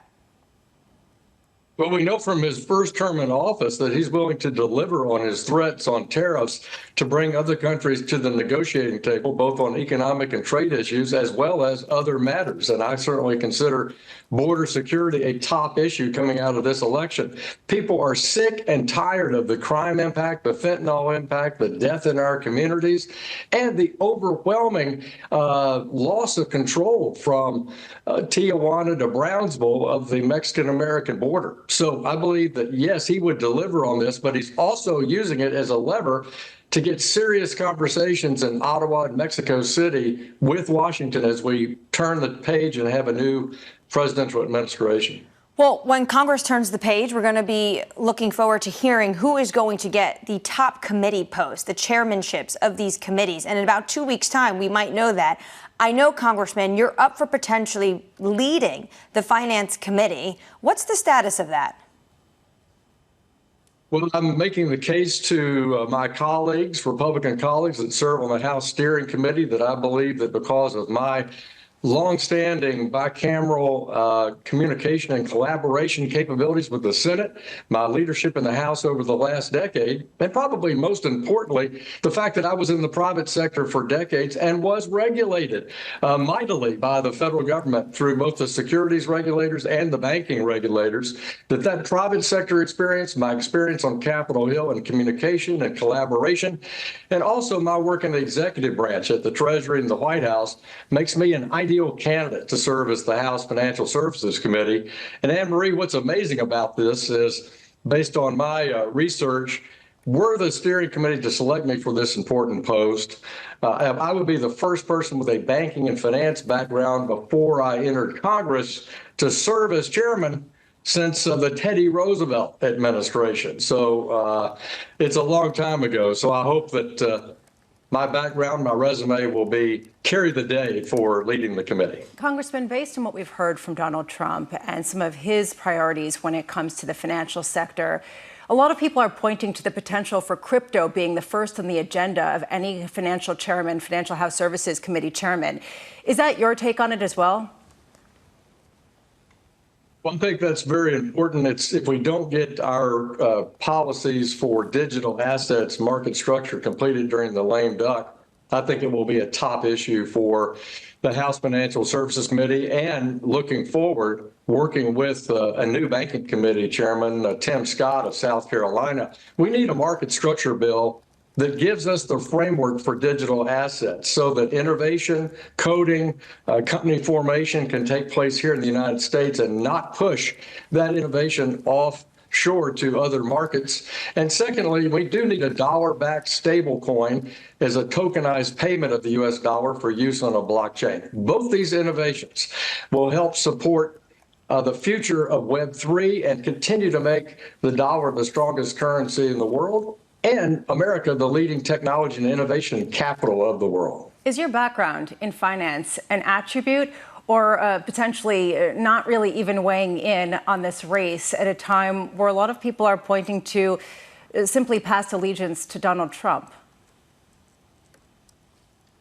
I think the chairmanship is an important issue, and background and talent, communication, collaboration are all top issues. I've worked extensively with the Trump administration previously in the previous term in office. Jay Clayton at the SEC, the bank supervisors were a major source of collaboration for me in reforming our regulatory system for both capital markets and the banking system. And I believe that'll be the case in the second term of Donald Trump. Well, I will work very closely with what I will presume to be excellent nominees from the FDIC to the CFPB to the SEC. And we will, in fact, make community banking great again through that regulatory and legislative cooperation. Hey, Congressman, I'm not in the endorsement business. I don't intend to start. But it would be nice, I think I could say this on behalf of our audience, it would be nice to have someone with financial services experience run the House Financial Services Committee, and we appreciate your time this morning, sir. Thank you. Congressman French Hill there of Arkansas. I think we can all agree on that, right? I was waiting for him to get to his slogan, make community banks great again, because unlike most people that work on Wall Street and some of these big banks, he actually comes from a community bank and understands the issues. It's true. Coming up on the programme, we'll catch up with Matt Luzzetti of Deutsche Bank on why he thinks it's a close call in December, rate cut or pause, and why he thinks in 2025 it's nothing but pause. From New York, this is Bloomberg.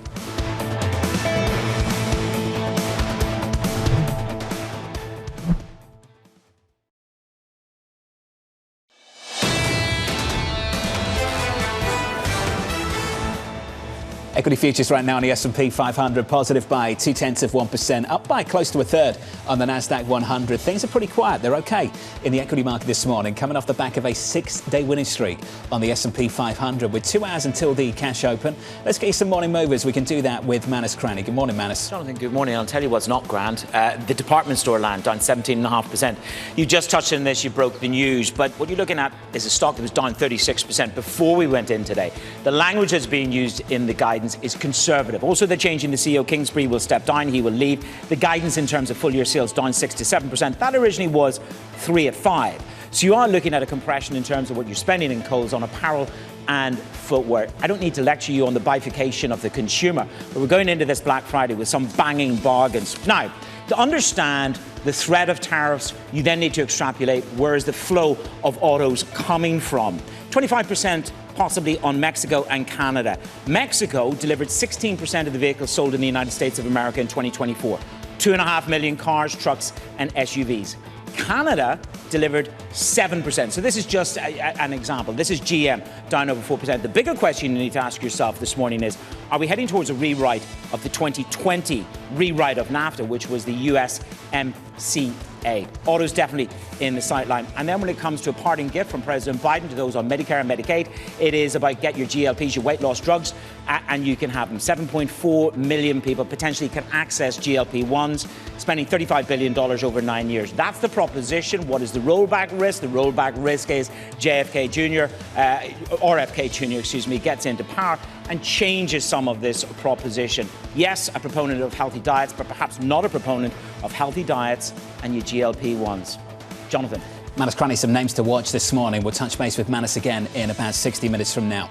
Under surveillance this morning, our top story worldwide here at Bloomberg. President-elect Donald Trump vowing additional tariffs of 10% on all goods from China, 25% on all products from Mexico and Canada. Trump posting on Truth Social the new levies are necessary to clamp down on illegal drugs and migrants flowing across the border. Yeah, to me, it's really interesting to see the reaction in markets. And I think you pointed out really well that stocks and bonds aren't really responding, except for a couple of select names. And otherwise, it really is in the currency market. That said, it really highlights to me how this market is going to be responding in real time and how Trump will respond to markets responding to his tariffs. I know if your head is spinning, so is everybody else's. George Saravelos over at Deutsche Bank saying the previous playbook was the less that markets reacted, the harder he went when it came to negotiations and the greater escalation there was.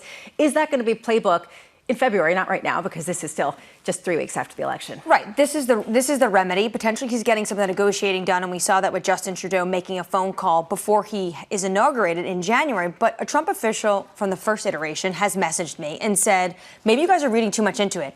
This is just about illegal immigration and drugs. And if you look at some of the polling that was done post the election, top 2 issues people voted on was inflation in the economy and immigration. And more people voted for immigration in 2024 than they did when they voted for Trump, say, in 2016 and in 2020. That's the big issue. It's the southern border and the northern border to some extent, but ultimately it's the southern border. It's narcotics coming from China into Mexico and the flood of illegal immigration that we've seen in this country over the last several years. If you're the CEO of a company that depends on a supply chain from Mexico to Canada, let's say it is a messaging tool. What do you do with that? I mean, I wonder, it's one thing for markets to respond, but as a business executive, how do you plan around that? Do you take it seriously and literally?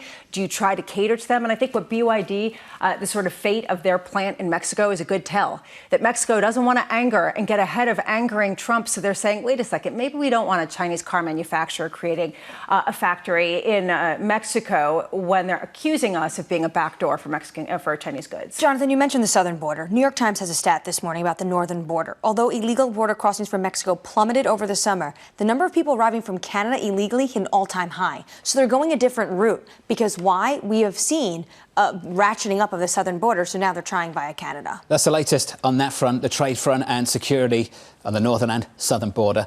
Elsewhere, Israeli officials saying the Security Cabinet is expected to discuss a proposed ceasefire agreement with Hezbollah later on today. Sources telling us here at Bloomberg that its passage is considered likely and could be announced almost immediately. So we're going to see that cabinet sit down in about 3 hours' time. Everyone is saying this looks like this is going to be a green light. But I will say Admiral Kirby yesterday said nothing is done until it's done, and it's not done right now. Why? Because we have been here before with false starts when it comes to these negotiations in the Middle East. What's interesting, I think, based off what Stephen Cook was saying, who gets the credit for this? Is it Amos Hochstein, Brett McGurk, and President Joe Biden? Or is it President-elect Trump, who's been wielding an immense amount of raw power just sitting in Palm Beach? Based on the reporting I've seen, on the Israeli side, they're keen to push a ceasefire as a gift to who? To Trump. Not to President Biden. because they want to make sure that there's one thing less on his agenda when he walks in.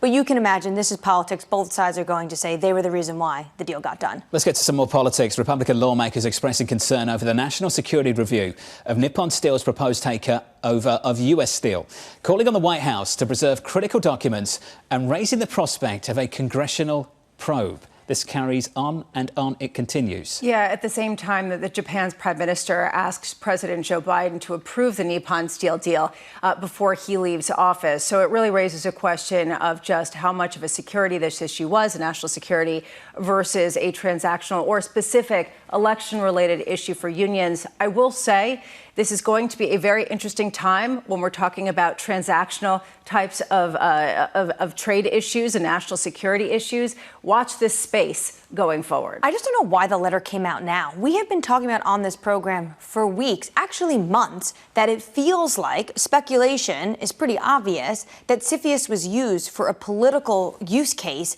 because of votes in Pennsylvania. So why is this letter coming out after the election? Two, it was the President-elect Trump who was the first individual that came out and said he would block this deal. So if the GOP is asking for these documents now, but Trump still says he would block this deal, it's actually going to complicate how far these Republican House members get. Without a doubt, I think a lot of people agree with you. The CFIUS has become a political tool in a way that it's not meant to. It's not. It's meant to be a national security wielding position to make sure that you can protect some of these deals potentially going to the United States.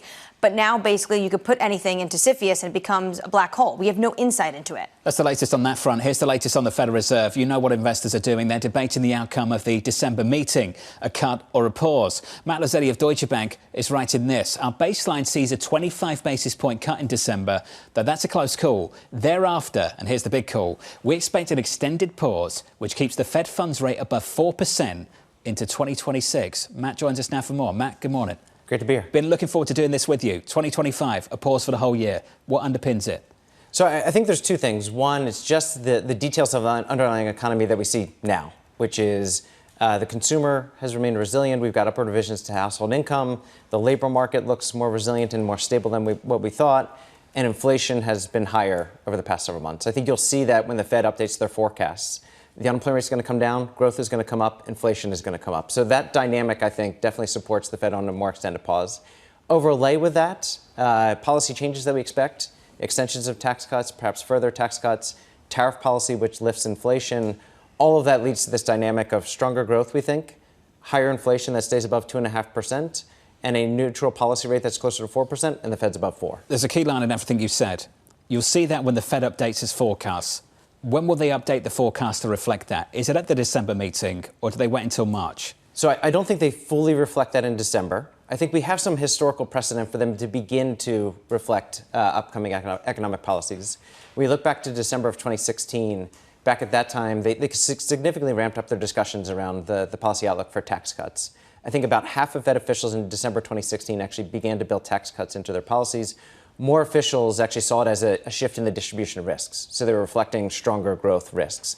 I think for December, that's where to look for it. Officials will think about inflation risks being to the upside, growth risks being to the upside, and it'll probably take details in March or June for them to fully reflect that. What policies are inflationary? And I ask this because we've heard from a lot of people who talk about tariffs being disinflationary. If it reduces growth, we've seen that in certain case studies. Which is the most inflationary of these policies?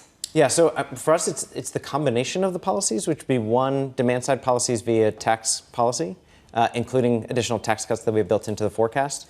Two, we do see tariff policies as being inflationary. Now, there's absolutely a lot of margins that can mitigate that impact. But I think if you go back to the 2018-2019 experience, you absolutely saw it. So, for example, look at household appliances in 2018. There was just this steady downtrend. Tariffs hit, and there was a steady uptrend after that. So we do have some experience with this. We do think that both of those policies are going to be inflationary. But to your point about the market responding and not much market response to these things, I think there's a few things. One, there's just some uncertainty about what will actually be implemented. Two, from a market perspective, from a bond market perspective, you do have negative growth effects at the same time that you have positive inflation effects. It's a difficult one, I think, for the market to completely digest, and it creates a tension in the Fed's dual mandate, which creates uncertainty as well. Where are we in terms of economic momentum? This is something that I think people have gotten more wrong than the expectations even of policy, given how much a lot of the economic data has outperformed. Are we coming in with more momentum than the Fed realizes? Or is it pretty much that the Fed understands that there is momentum, but maybe is overly confident in their prior projections about just how disinflation, how much it can continue? I think absolutely more momentum than what the Fed had built in September. Absolutely more momentum than what consensus has built in. I think if you look at consensus expectations in our own over the past 3 years, growth has continually outperformed expectations. Now, for 2025, consensus has growth kind of coming back down below 2% again. The Fed has it coming back close to 2%. Our view is there's significant momentum. Financial conditions are easy. You have a business supportive administration coming in, which we think helps sentiment. We're going to see that in some indicators. All that together, I think, leads growth to 2.5% or above next year. Basically, a continuation of the sturdy economic growth that we've seen. When it comes to the policies coming out of Washington, you talk about this counterbalance on tariffs. Say if Scott Bessent didn't get Treasury and that went to Robert Lighthizer. What do you make of just literally the last 48 hours? We get Scott Bessent at Treasury, but then Donald Trump comes out and says, I still want tariffs. Yeah, so I think we take kind of two views here.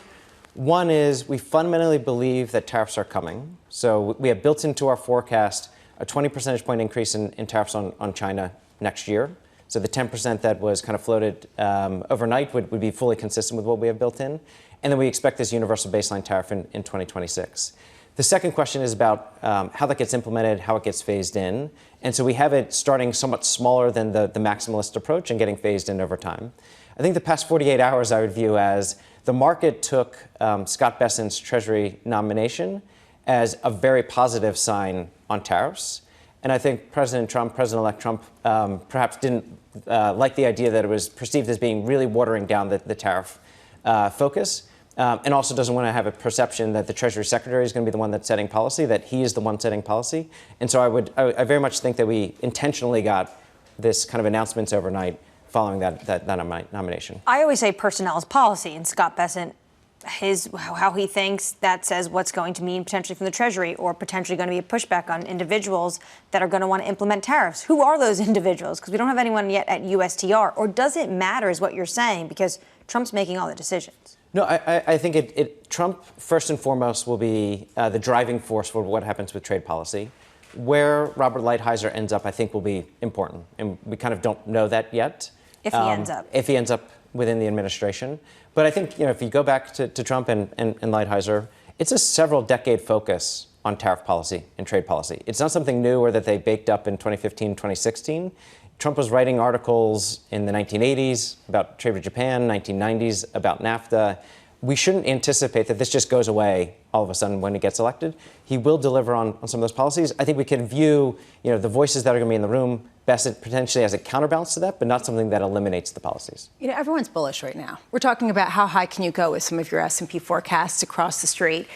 And then Nela Richardson was on here, and she said, people still haven't caught up when it comes to their salaries, when it comes to just the inflationary impact and how their real wages haven't caught up. And she said, you're starting to see some gains, but they're fragile, and they could be disrupted if prices really do go back up, if you do see another bout of inflation. Are we underestimating the risk that an increase in inflation could really torpedo some of this momentum when it comes to certainly consumer sentiment, but the sort of melt up in a way that just isn't getting priced at all? So we absolutely have a population that is far more sensitive to inflation than it's been in decades. And therefore, I think tariff policies this time is very different than tariff policies back in 2018, 2019. Back in that period, we had inflation that was low, a little bit of a bump in inflation, but it didn't really factor into, I think, psychology and sentiment and household confidence. So I do think it's a different environment and therefore greater risks around it. At the same time, I think we should view that inflation bump as being offset by potentially other factors. So a strengthening in the labor market, a strengthening in nominal wage growth, the savings rate, which was substantially revised higher recently, wealth-to-income ratios are record high levels. So yes, I think that at the margin that would be something that certainly is adverse or negative.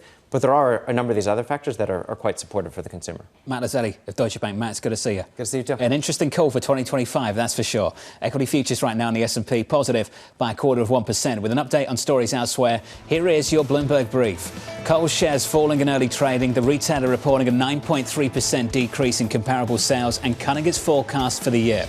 Soft sales in its apparel and footwear business continuing to weigh on the business. That stock is down 16%.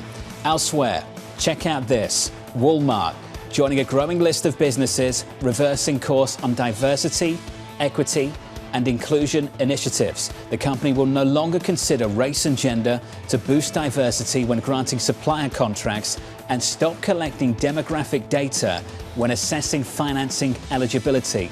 They're not the only ones.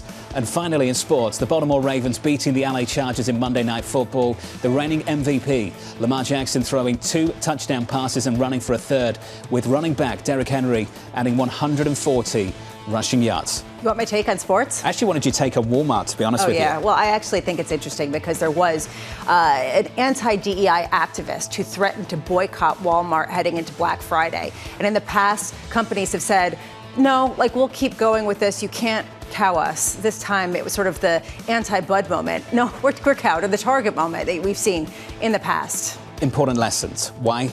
I think for some companies, and I'm not going to sit here and name it, it was never about virtue, it was always about selling things. And they thought by going in a different direction, a certain direction, it supported sales. And what you've seen over the last few years, I think, is a much more aggressive conservative consumer making their point and saying, well, actually, no, your company's not aligned with my values, and I'm not going to shop there anymore. Bud Light's a great example, Target's another one, and Walmart's trying to get out in front of that. You put this really well. There's been a vibe shift. And this, to me, highlights just how much there's been a vibe shift. A massive shift, and they're all trying to catch up quickly, because I think for a lot of companies in corporate America, they've fallen out of sync with the average voter.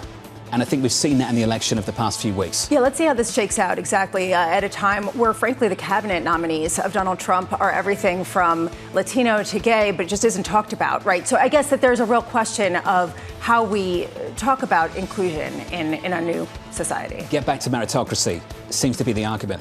And it's an argument that a lot of people are making at the moment. Up next on the program, tariff threats fueling the US dollar. The impact, I think, on the dollar of the tariff policy, and it could be substantial. The dollar is the cleanest way of playing not just the tariff story, but this tariff fiscal sort of tax giveaway story. That conversation up next. Live from New York, this is Bloomberg.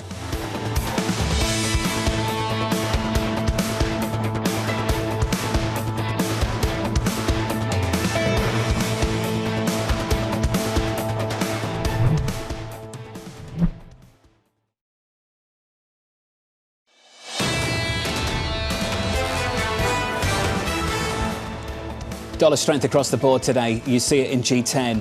You see it in emerging markets as well. Under surveillance this morning. Tariff threats fueling the US dollar. The impact, I think, on the dollar of the tariff policy, and it could be substantial. There's a lot of logic to what the Trump administration is likely to do on tariffs in terms of balancing that with the fiscal giveaways as well, the tax cuts. If the dollar doesn't go up, you basically do have that really bad inflation growth trade-off. And so in a way, the dollar is the cleanest way of playing not just the tariff story, but this tariff fiscal sort of tax giveaway story. So here's the latest this morning. The dollar rallying after President-elect Donald Trump threatens 25% tariffs on all goods from Mexico and Canada, along with an additional 10% levy on products from China. Terry Wizman of Macquarie Group writing, a strong dollar helps to help mitigate the effect on purchasing power of higher tariffs. We'd focus on Scott Bessent's and Donald Trump's strong dollar advocacy as a defining aspect of the economic agenda under Trump 2.0. Terry joins us now for more. Terry, good morning. More dollar strength to come, then. Is that your call? I certainly think that's the policy that this new administration would like to pursue. And I think one reason is that they've simply learned from what happened under the Biden administration that inflation itself is highly politically damaging for whatever administration happens to hold power during the time that inflation takes place. I think Donald Trump, to some extent, owes his win to the inflation, but at the same time, he doesn't want to fall victim to it. And I think that he does suspect that higher tariffs will cause some inflation. I think the only cure for that in his mind is to allow the dollar to appreciate. So I'm not saying the dollar will get stronger, but I certainly believe that there's no compulsion on the part of this administration to allow it to weaken, this next administration. Because it's a natural disinflationary force. At the same time, it does kind of undermine some of the foreign direct investment by way of exports, right? And we've seen that already. We've seen exports fall off a cliff from the United States because it's getting so expensive for the rest of the world. Is that going to kind of backfire in the internals of this. Yeah, it might. And I think this gets back to why they're doing the tariffs to begin with. It doesn't seem, based on even what President-elect Trump said last night, that the reason they want the tariffs is to make the U.S. economy more competitive. He singled out two other reasons for why he wants the tariffs against Mexico and Canada. As an indirect method of drug interdiction effectively, and also to help control the border, or at least have the Mexicans help control the border. So it seems that he's moving away from the use of tariffs as a competitiveness story. We kind of know that also because he's also invoked tariffs to try to raise revenue. He wants to do that so that he can justify cutting taxes. So the overall justification for tariffs seems to have migrated from Trump 1.0 to Trump 2.0. A little less emphasis on jobs and competitiveness, a little bit more emphasis on the use of tariffs for other things. And maybe that's why he'll get from tariffs what he wants, despite the fact that as a result of the dollar appreciating by way of tariffs, we may get a diminishment of U.S. competitiveness. If this is a sort of negotiating tool of sorts to try to get other policy into effect, not necessarily a goal in and of itself, which is essentially baked into that assumption, do you fade all of these moves that we see with the peso and the Canadian dollar? Yeah, not necessarily, and I'll tell you why. Let's say Trump, on day one, as he threatens to do, slaps these tariffs on Mexico. First of all, I don't think they'll be effective on day one, even if he announces them on day one. There'll be a court challenge immediately, and a federal judge may issue an injunction effectively delaying the tariffs until either the USMCA comes under judicial review or the International Economic Emergency Powers Act comes under judicial review as it pertains to this decree. That may take many months. It may take many years for this to work through the courts, during which you don't have these tariffs on Mexico. But think about it from Mexico's perspective. They're waiting for the courts to make a decision. They don't know which way it's going to go. They also come under review for the USMCA in 2026. I think they're going to be under a lot of pressure, whether the tariffs come into effect on day one or not, to concede to the new administration's demands. Don't we already see that with Canada and a phone call from their leader? Absolutely, and we see it with Mexico too, right? There's a lot of talk, and you can read the stories in the press about the Mexicans not issuing licenses to Chinese factories that want to set up next to assembly plants in Mexico. And I've even seen the Mexican president talk about her willingness to concede to the U.S. on the matter of Chinese capital in Mexico. So I do think they're going to concede. The question is how quickly. But ultimately, this is a game of chicken, and it has to be treated as such. And it's only just the beginning. On one front, as you pointed out, it's on the border, it's on narcotics, it's on immigration. For now, Europe's been spared. Watch this space. I mean, pretty much the consensus is Europe is going to be the victim. It's just sort of how badly and whether it can really do anything to kind of counter that. But that's what you see in the price action. That's what you hear from people. It's sort of parity. Could it go below? I mean, what's your base case? I think the base case is parity now going into next year for a lot of people. So Terry, it's good to see you. We appreciate your time. Have a happy Thanksgiving, sir. Thank you, and you too. Terry Wizman there of Macquarie on the US dollar. The US dollar a whole lot stronger this morning following several weeks of strength. In fact, 2 months of strength on the US dollar. I think it's 8 consecutive weeks of gains now for DXY. Up next on the programme, we'll catch up with Sonders of Charles Schwab, Dan Ives of Wedbush, Sarah House of Wells Fargo, and Brent Schutte of Northwestern Mutual. The third hour of Bloomberg Surveillance is up next.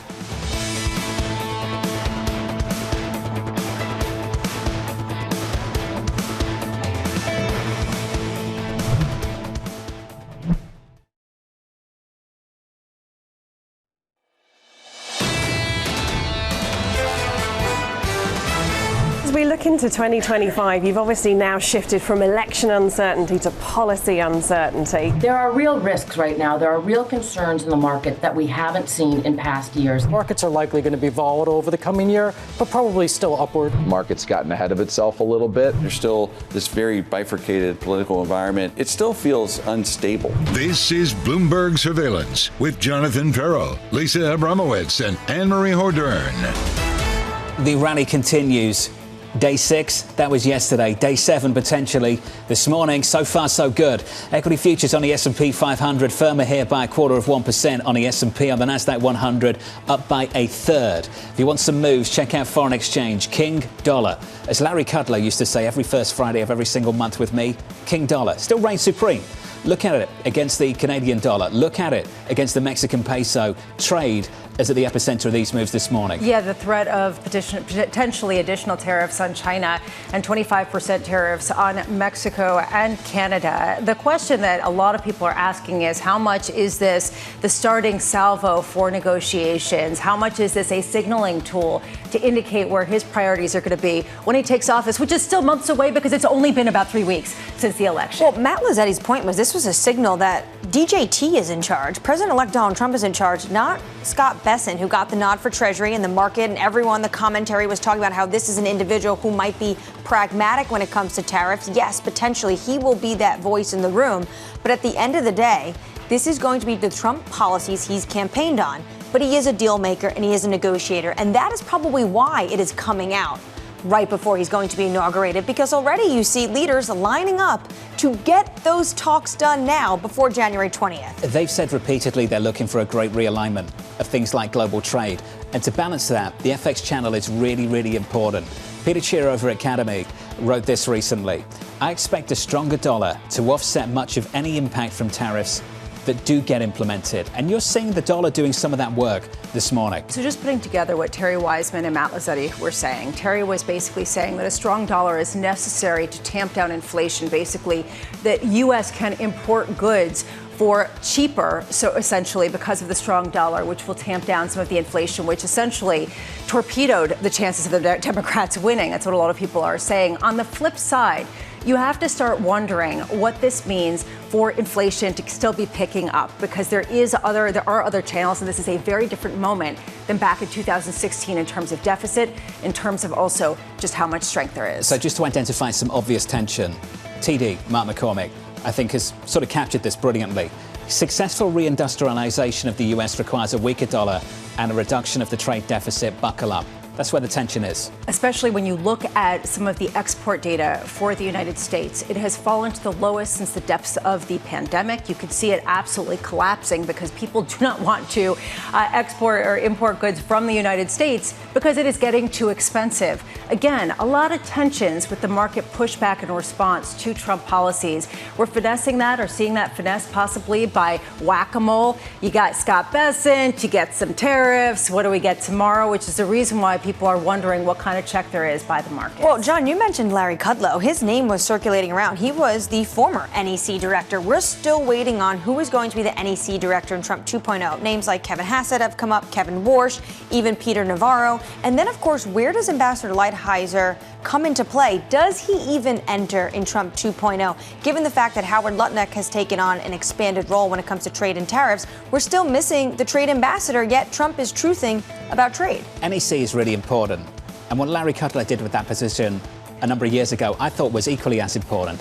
He turned it into a position to almost be the cheerleader of the administration, which I have to say is something that the Biden administration's been lacking now for the last 4 years. He was always at the forefront of every policy decision, and he was always celebrating it and spinning it in a more positive way. That's the reason why it's interesting to me that a lot of the cabinet members are former TV personalities that are communicators who can act in those roles. I'm looking at who the number twos are in all those potential cabinet positions. Equity futures right now still rallying. We're up by 0.2% on the S&P. Coming up this hour, we'll catch up with Sonders of Charles Schwab as the dollar gains on Trump's tariff threat. Dan Ives of Wedbush as Tesla gets left out of a California EV proposal. And Sarah House of Wells Fargo on why the Fed will continue to ease. We begin this hour with stocks looking to add to a 6-day winning streak, even as Trump's latest tariff proposal introduces just a little bit of market volatility. Sonders of Charles Schwab saying momentum favours the bulls, at least near term. But frothy sentiment could foreshadow some consolidation. Expect volatility may generally remain fairly low, but increased likelihood of more volatility spikes based on policy announcements and implementations next year. Lizanne Sonders joins us now for more. Lizanne, always fantastic to see your face and catch up with you. What are we seeing evidence of this morning? Do you think we're comfortable with tariffs in a way that maybe we weren't 8 years ago? Perhaps, although I am a little bit surprised that we've got a decent opening per the futures, given the announcement. I think the commentary you guys just had in the last few minutes was really spot on in terms of all of these cross currents. The stronger dollar putting downward pressure, all else equal, on inflation, at least via commodity prices that are priced in dollar, yet tariffs are essentially stagflationary. Then you've got on the other side of it potential tax policy and corporate tax cuts. That actually, we are an importing nation. So leaving the tariffs aside, that actually serves to potentially worsen the trade deficit. And ostensibly one of the goals of tariffs is to improve the trade deficit. So we dealt with this in 2018, and maybe there's different reasons for tariffs this time, but we are going to have to deal with those cross currents and that, plus minus on the magnet of how these impact the broader macro backdrop. Lizanne, you pointed to frothy sentiment, and I'm wondering if everyone is baking in all the positive, the potential positive from the policies. What are the negatives that you don't think that people are baking in that could potentially lead to some consolidation, as you said? Well, again, the inflationary side of things and the fact that, I'll say it again, all else equal, tariffs put upward pressure on inflation and they put downward pressure on growth. One of the most amazing things to me in this election season, it's one of the reasons why I bristle a bit at some of the shorthand that is done in headlining tariffs. I saw a headline this morning that said United States, based on Trump's proposal, is going to charge Canada and Mexico. That's not how tariffs work. It's a charge on U.S. companies importing those products and goods from China and Mexico.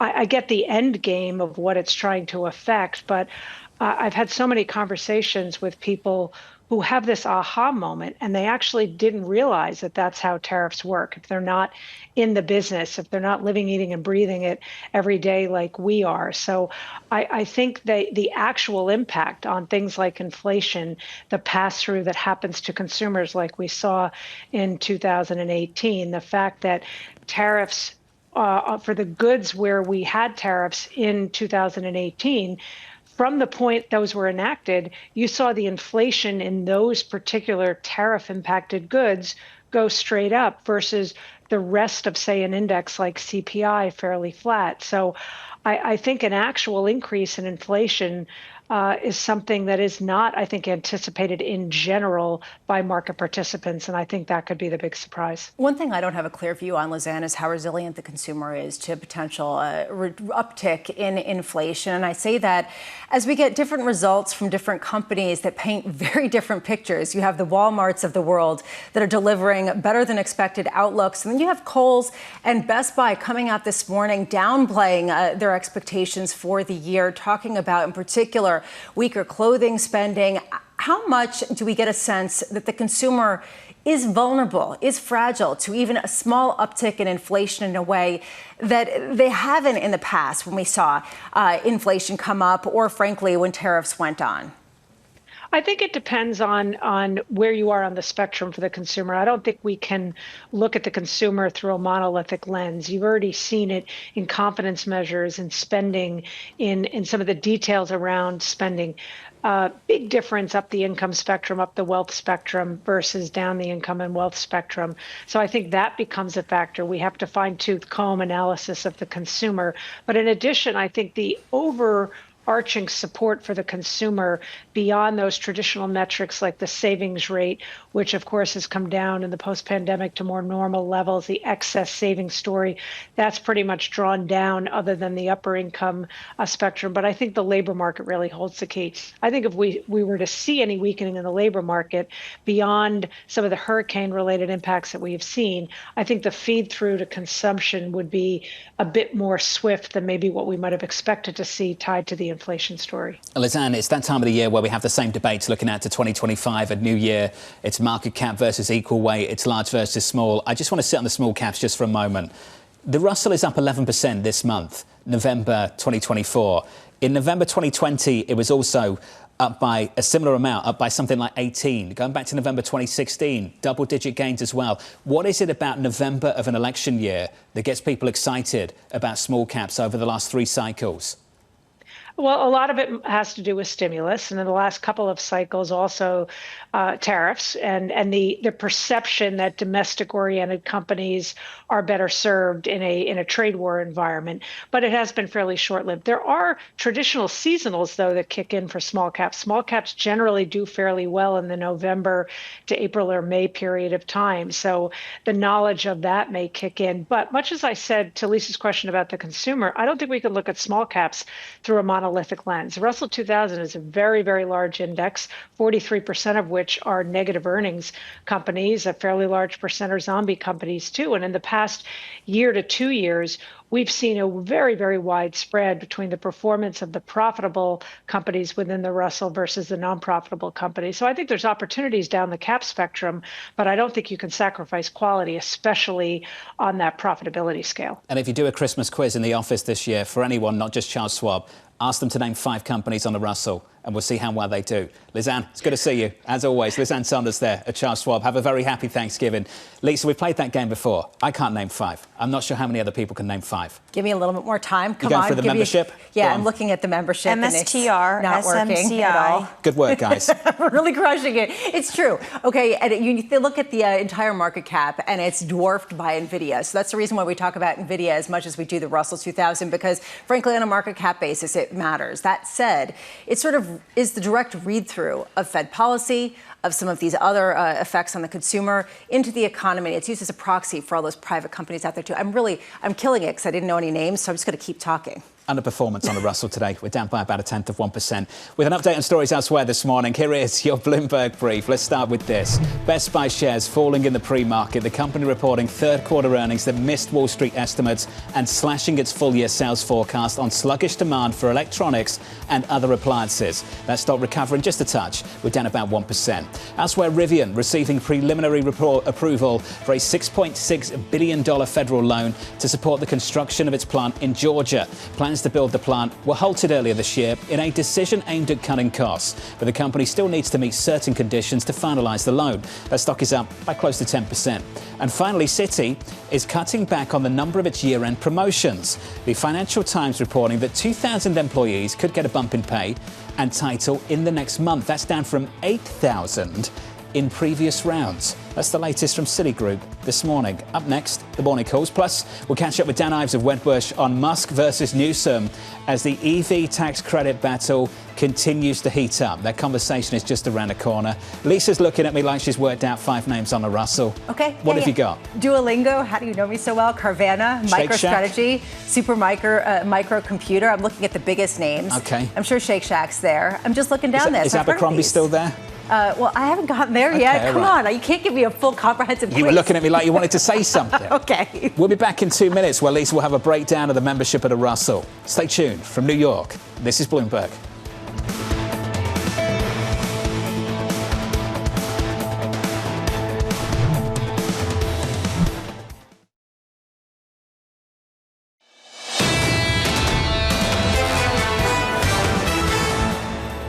The opening bell, 1 hour and about 14 minutes away. Equity futures doing okay, up by 0.2% on the S&P 500. Let's get you some morning calls. First up, Citi upgrading Chevron to buy, noting its significant underperformance compared to ExxonMobil.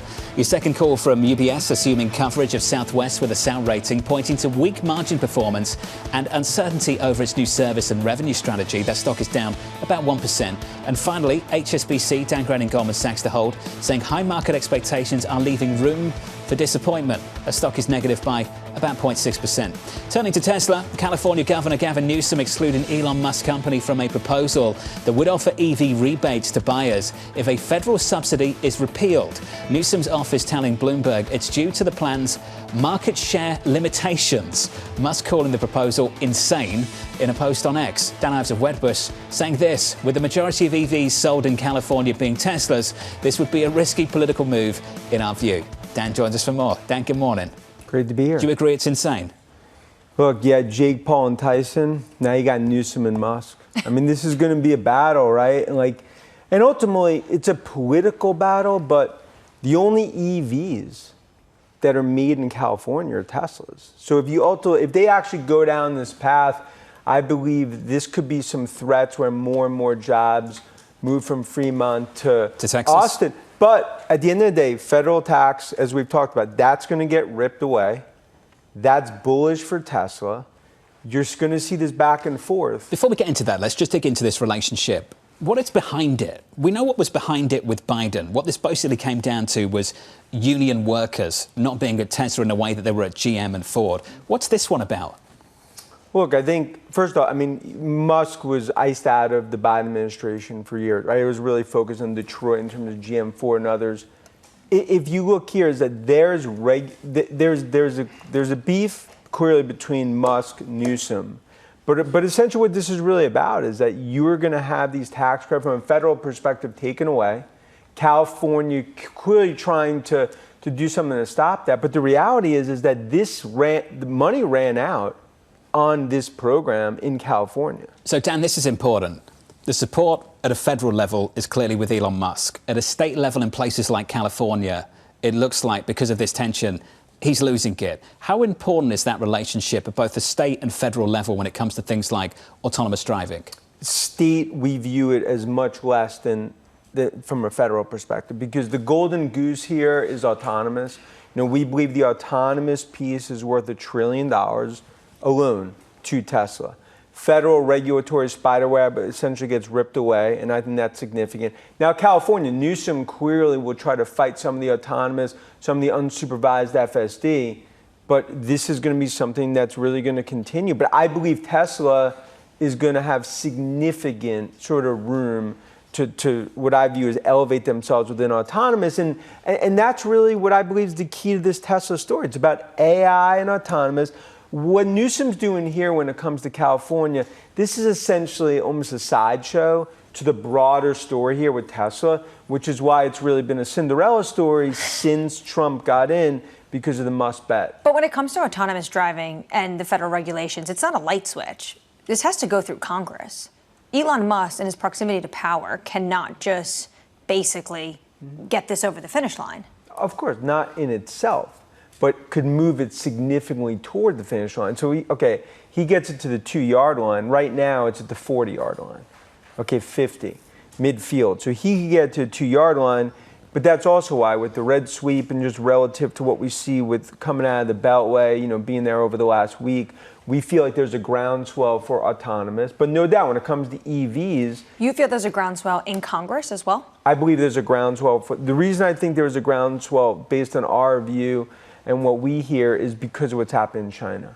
Because China is now going so far ahead of the U.S. when it comes to autonomous because of the lack of really regulatory spiderweb. That's why Trump, you have an AI czar come in. But who's going to be, from an AI czar perspective, Musk is going to have a front row seat to really everything here. And that's why it continues to be the poker bet for the ages for Musk, betting on Trump. So basically, and this sort of goes to the heart, in some ways, of the beef between Newsom and Musk, the idea that it's one thing to be transactional in your policies if you're in the White House and you're in Washington, D.C. It's another if you're sitting at the state. And the White House will probably trump that. There is just a question of how far that will go. Do you actually believe that there will be policies crafted specifically to benefit Tesla over some of the rivals in the United States because of Musk's closeness to the White House? Yeah, I think, look, clearly, Tesla is in just a much different situation relative to autonomous. So they have the scale and scope on EVs. So you pull the tax credit, gives them a huge advantage just relative, to federal subsidies. But on autonomous, it's their world. Everyone else pays rent, along with Waymo.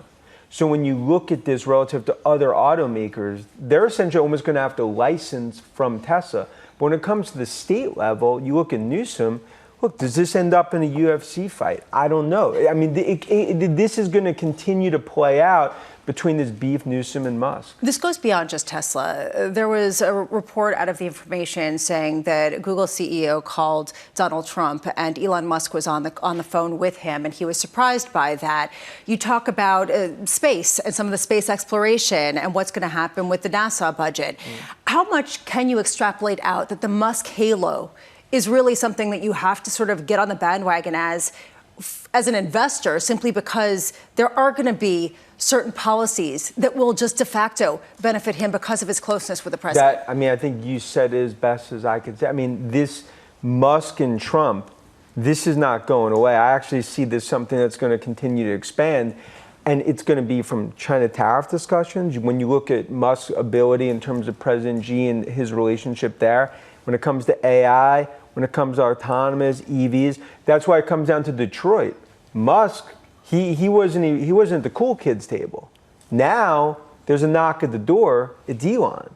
And I think that's really the issue right now that's starting to happen, is that everyone's starting to realize that this Musk-Trump alliance is going to continue in a lot of ways. Newsom's clearly trying to get into that, but I continue to believe that's probably going to be a battle he'll ultimately lose, because you continue going down that path, okay, more jobs go from Fremont to Austin. Oh, on second thought, maybe we won't exclude them. So this is Tesla in California. You also cover GM. Mm-hmm. What's your reaction to the tariffs that have been threatened on Mexico, on Canada, given that we know that these automakers have quite a presence south of the border? I mean, if you're Mary right now, Mary Barra, I mean, here it is. You have Musk that's going to be front row on Trump.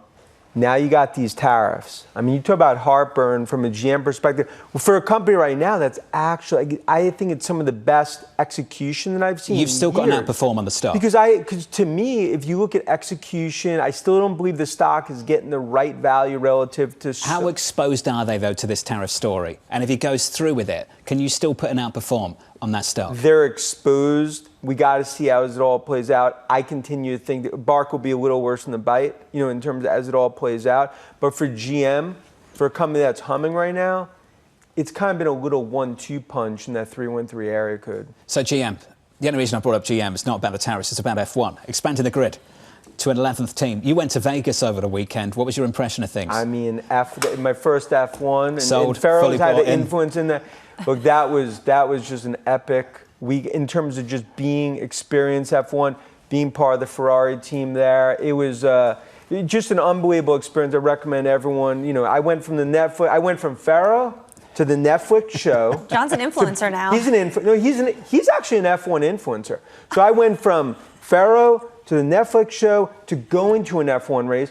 Next thing I know, it could be in Monaco. You never know where this is going to go. Are you a signed-up member of the Tifosi now? Are you a Ferrari fan? I am a signed-up Ferrari fan now. It starts with Penn State, but now Ferrari is part of that. Okay, that's quite a contrast, Penn State and Ferrari. But it goes. But you're talking about both elite. You're barbelled. Exactly. You barbell the strategy. Dan, thank you. It's good to see you. Great. Dan Ives of Wedbush. Thank you, sir. Penn State, Ferrari, both are elite. I love that. That's the way to go. And also, can I just say, I now know what the grid is. I've actually looked it up. So you're an influencer. I'm pleased you're up to speed now. Sport. What about the Russell? How's that going? I'm looking at a team interview with Dan in Monaco.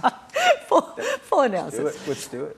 Up next on the programme, Sarah House of Wells Fargo, Brent Schutte of Northwestern Mutual, looking ahead to a busy 24 hours of economic data before the Thanksgiving holiday. As we count you down to the opening bell, equity futures still doing OK. We're positive on the S&P 500 by 0.2%.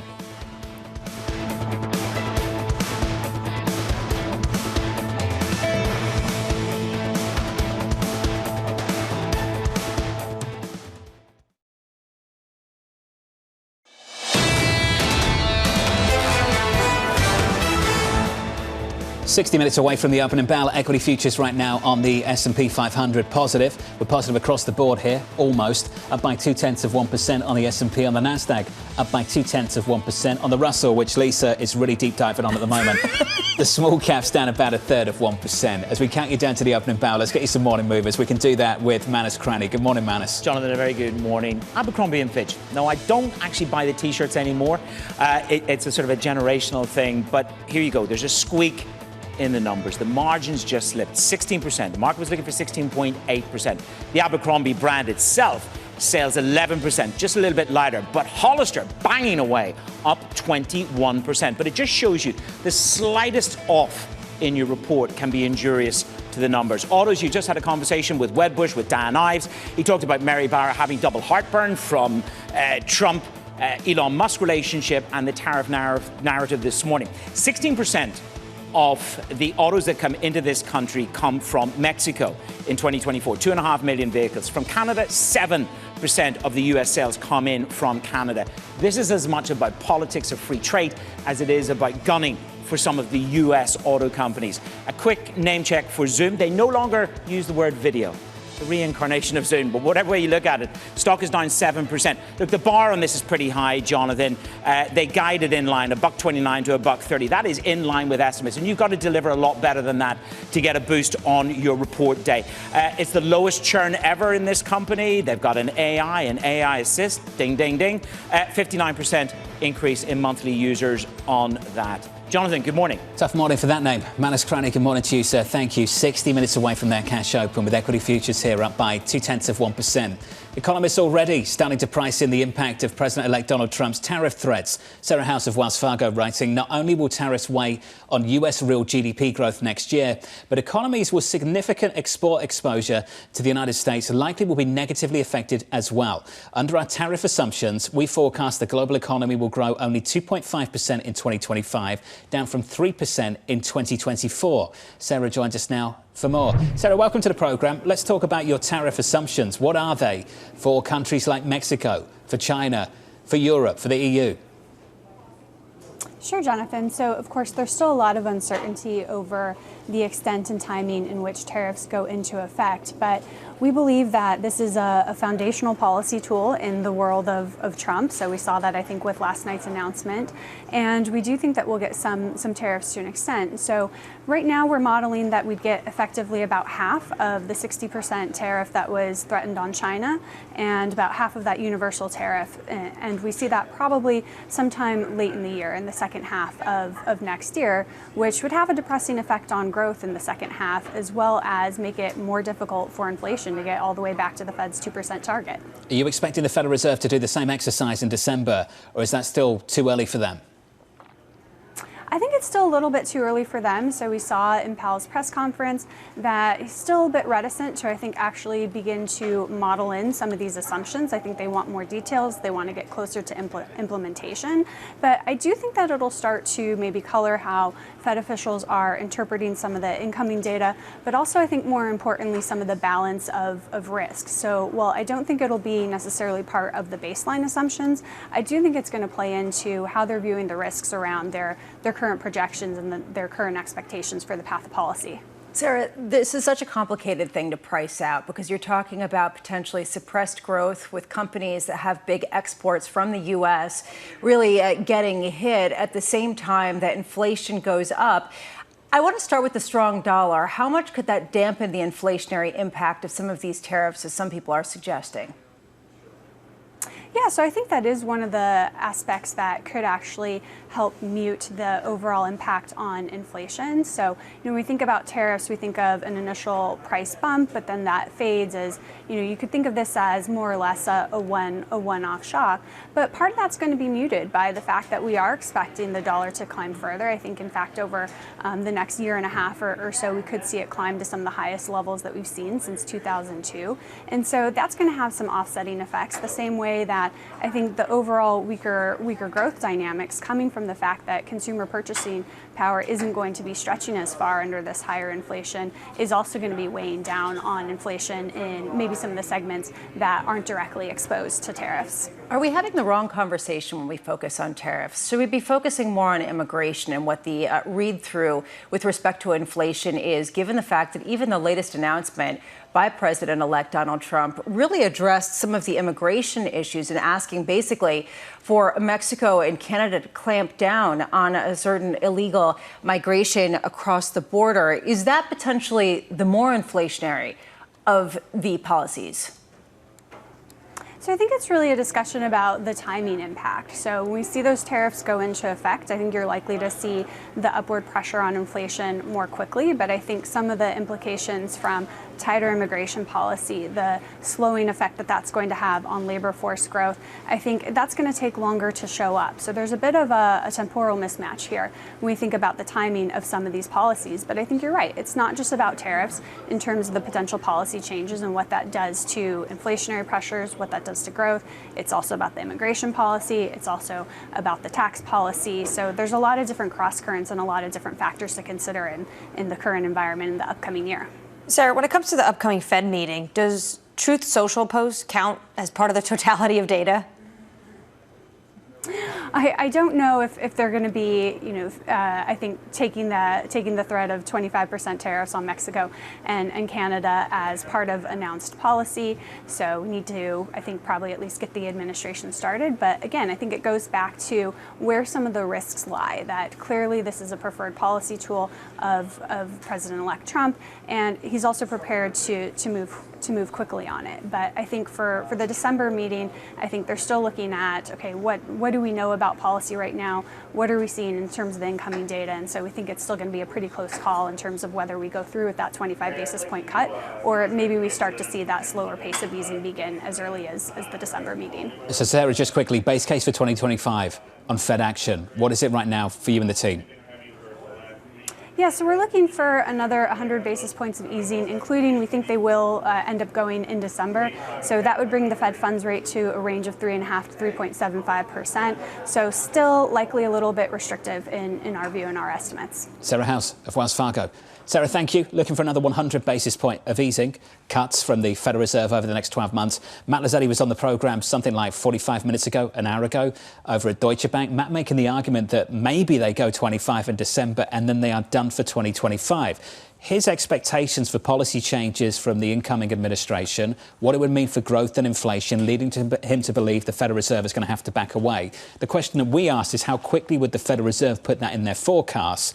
And he thinks they're going to start doing that at the December meeting. And he believes that this economy has a lot more momentum than the Fed thought back in September, the last time they came out with projections, and certainly a lot of people had expected as well. It's sort of different across the street, right? There are some people are saying there still is weakness coming down the pike. We just haven't seen it yet. Deutsche Bank saying we're starting from a stronger position that people realize these policies are going to have a different impact than they did last time around just because of that. We're all reading the same tea leaves. We'll read some more a little bit later on this afternoon when we get some Fed minutes. Joining us now to have a look ahead to that is Bloomberg's Mike McKee. Good morning, Mike.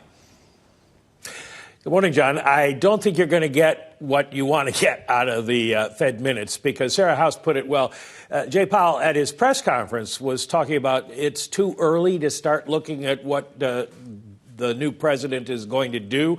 And the minutes are of a meeting that was before Powell's press conference. So I think basically we'll see the same thing that he said, that if anything, members agreed it was too early to start thinking about that.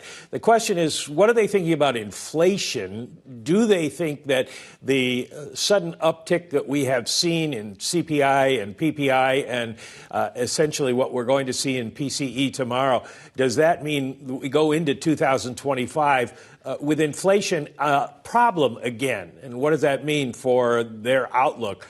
It's probably too early to say. They'll probably look past it. But that's, I think, the only thing you might get out of the minutes this time. Mike, we have gotten some commentary over the past 24 hours from Chicago's Austin Goolsbee as well as Minneapolis Fed President Neel Kashkari, both of them saying that they probably will cut by 25 basis points and believe that there is this feeling that inflation is continuing its downward trajectory. Can we look to those as kind of representing the mainstream, as will be reflected in the meeting minutes that get released today? I don't know that they would be in the mainstream, but the mainstream isn't going to be very wide at this point. The mainstream is basically going to call for continuing with what they're doing. These two are more on the more dovish side. The problem here is, again, information. All forecasts are valid until January 20th of next year, and then we just don't know. You look at what happened overnight with the tariff threat. The gas buddy guy, Patrick DeHaan, put pencil to paper, told Catherine Rampell from the Washington Post that those tariffs, if imposed, would add 35 cents a gallon to gasoline in the upper Midwest. That would be an inflation problem for the Fed. And that would also be a problem for Donald Trump. So are these things going to happen? The Fed just doesn't know. Which is why some people think if they do go forward with this, there'll be some carve-outs. So I imagine there'll be plenty of carve-outs. Michael, thank you, sir. Mike McKee down in Washington, D.C. Joining us now to continue this conversation, Brent Schutte of Northwestern Mutual. Brent, welcome back to the programme. We've got the threat of an additional 10% tariff on imports from China, the threat of 25% tariffs on products from Mexico and Canada. What changed for you overnight, if anything at all?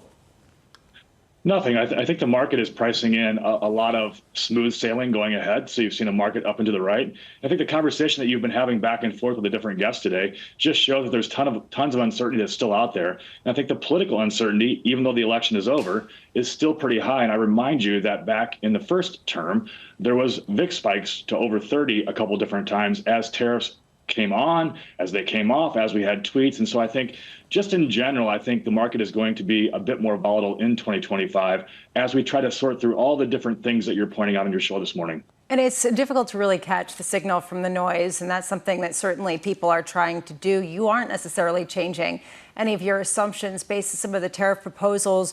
What will you adjust to? What kind of policies would you potentially change your allocation as a result of?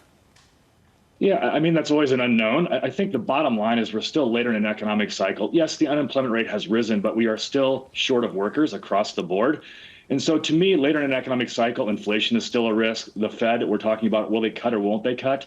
Look, there's still weakness within the economy. You can see the bifurcation, and that to me still raises risk. And you have an equity market that is priced for perfection, especially the S&P 500, which now has a negative earnings or equity risk premium. And so given all these different variables, we remind investors to stay diversified, and we are looking for parts of the market that are actually cheap, which I bring you back to small and mid-cap stocks, which I know you've had a discussion on this morning. Those are parts of the market that I think, no matter what your time horizon is, I think will do better, especially as you stretch that horizon, I should say.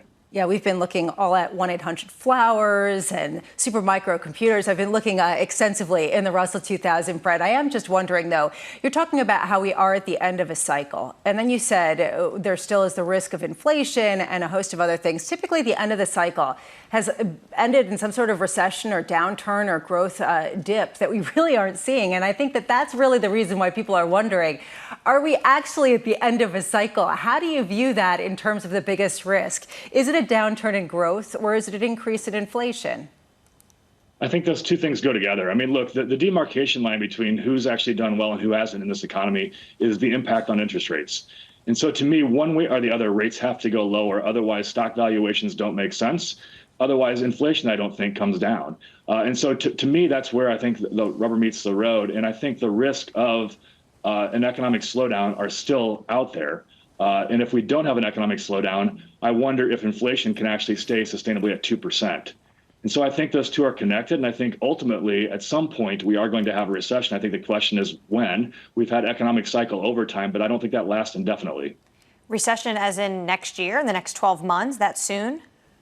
This is always a hard question to answer. I mean, look, there are certainly risks that are out there. And I think as an investor, when you're later in a cycle, when valuations are elevated and no one wants to pay attention to those, when investor exuberance is out there, you want to just be a bit more careful. And that's why we've skewed just a bit more towards the fixed income side of the market for that safety and security that I know longer term we may have higher inflation. There certainly is risk of U.S. debt that's been rising. But at the end of the day, I think we've seen recently that when stock markets falter just a bit, people still do run to the safety of the Treasury market. And I think that's going to be the path as you look into 2025 and think about potential economic weakness on the horizon. When you look at 2025, and if you're expecting potential weakness, then I imagine you have cuts priced in. Well, I think it's going to be hard for the Fed to continue cutting rates absent some sort of economic slowdown. And so that's where I think it's kind of this binary outcome. If you expect lots of rate cuts, I think that's because you expect an economic slowdown that continues to evolve. If you don't expect a lot of rate cuts, that's where I think that we're in an economic cycle over time. And I don't think the Fed is going to be able to aggressively cut rates without that slowdown emerging. Brent, it's that time of year where we start to reflect on 2024, not just look ahead to the following year, which is 2025. Brent, we had this conversation to start the programme this morning. I'd like to finish the programme with you on the same point. When we looked at 12 months this time last year, the average forecast on the S&P 500 was 4,800. And I think one of the most bullish forecasts out there was 5,200. We're north of 6K. Brent, what didn't we anticipate? And are there some lessons to gather to learn from 2024 to apply to 25? I think the big lesson that comes to fruition here is that no one knows for certain what's exactly going to happen. And that's why I think investors need to remain diversified. I think overall the economy did stay stronger. Look, if you look at different charts, different graphs, things that have historically predicted a recession in the past, they didn't come to fruition this time. That's where I think this cycle has been unique, but I don't think it ends differently than all other cycles unless we figured out a way to do that, which I don't think we have. And that's where I think as you look into 2025, you need to be a bit skeptical about continued economic growth, about a stock market that trades at 23 times forward 12-month earnings with a bond market yielding 4.3%. Those things don't go together. We are out of economic equilibrium. We are out of market equilibrium. The question is, how do we get back to that equilibrium? And as Lisa noted in her opening comments there, typically that is through a recession. Maybe this time is different, but I typically don't utter those words because they don't come true. Hey, Brent, it's good to see you, sir. Thank you. Brent Schutte there of Northwestern Mutual on the equity market, bonds and remaining diversified. Some headlines for you. I just want to cross over to this very quickly. If you are just joining us, of course, I imagine you've seen the news already. An additional 10% tariff proposed on China coming from President-elect Donald Trump, 25% tariffs on products from Mexico and Canada. We know that the Canadian Prime Minister got on the phone pretty quickly to contact the President-elect, and the Mexican President is going to have something to say as well. Yeah, President Sheinbaum sending a letter, or is being reported to have sent a letter to Trump on migration and fentanyl, probably saying, look, we are your ally. We are going to cooperate with you. We are on your side. It kind of goes to all of the measures that they're going to try to get into place to try to have a better negotiating hand. So within 24 hours, the threats are actually working in terms of Canada, Mexico getting on the phone or sending a letter to make sure that they can work with the incoming president, and maybe they're going to have to give something up in order to maybe not have that hard of a stick. The issue is, and what all our guests have been saying, something has to bite at some point for the threats to continue to work throughout the Trump presidency. Well, and to be very clear, some of this was already in the works. How much of this is an advertising ploy on all sides to sort of shore up, do a dog and pony show to say, look, we're on your side, and Trump saying everybody else can look, I'm taking a hard line and they're coming and kowtowing to me. So I don't know how much to read into this versus the noise factor. The message is pretty clear. Shut it down. Equity futures right now in the S&P 500 positive by 0.2%. Markets are shrugging it off. Let's give you an update on stories elsewhere this morning. Here is your Bloomberg brief. Israel and Hezbollah are getting closer to a ceasefire deal, even as both sides keep firing rockets and artillery at each other. Israel's Security Cabinet is expected to vote on an agreement today. It is still unclear if Hezbollah will agree to Israeli proposals. Elsewhere, looking at the Russell, Abercrombie & Fitch reporting sales in line with estimates and boosting its full-year forecast. Shares falling at the pre-market as analysts were expecting stronger growth after 7 straight quarters of year-over-year revenue gains. That stock is down just a touch by 0.5%. And finally, Intel securing $7.9 billion in federal grants from the Biden administration.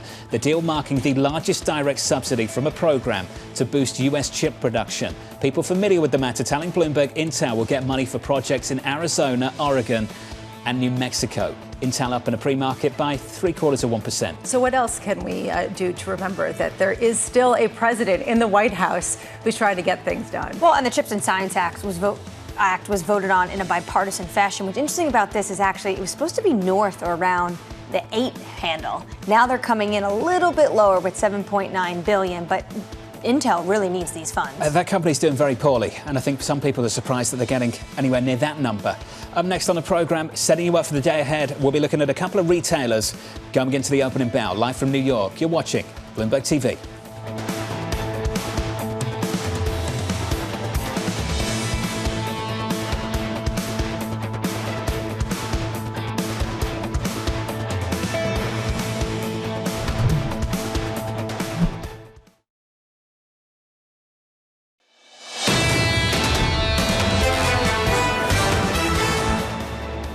37 minutes away from the opening bell. Stock's still doing okay. 6-day winning streak coming into Tuesday and adding some weight to the rally, up 0.25% on the S&P 500. The trading diary looks a little something like this. Consumer confidence coming at 10 a.m. Eastern time, followed by Fed minutes at 2 p.m. Tomorrow, durable goods, core PCE, and another round of jobless claims. On Thursday, U.S. markets closed for Thanksgiving. Nordstrom reporting after the closing bell. Following disappointing results from Kohl's and Best Buy this morning, we're joined now by Mary Ross Gilbert of Bloomberg Intelligence for more. Mary, let's start with Kohl's. What's going wrong over there? Yeah, so at Kohl's, there's something happening on the execution side. And I think what this explains, John, is that yesterday, after the close, the company announced a new CEO who's going to join effective in January. I think it's January 15th. And Ashley Buchanan, who's the new CEO, he's coming from Michael Stores, and he's attributed with right-siding that business. But he also has incredible tenure from Walmart, where he was the chief merchant and also the CEO of e-commerce for the U.S. business. So I think that he's known for improving profitability and generating free cash flow. So he's coming to right-size Kohl's, because whenever you have a company reporting a high single-digit or double-digit decline in comp sales, it's alarming. It's particularly alarming for Kohl's because they have Sephora, and Sephora is a real draw and generates revenues. And so that just goes to show you that the core business is down in the double digits, and that's what's concerning, and thus the transition with the CEO that we're seeing there. Mary, is this a specific execution story, or is this a story of competition ratcheted up across the retail sector by the behemoth of Walmart and also Amazon?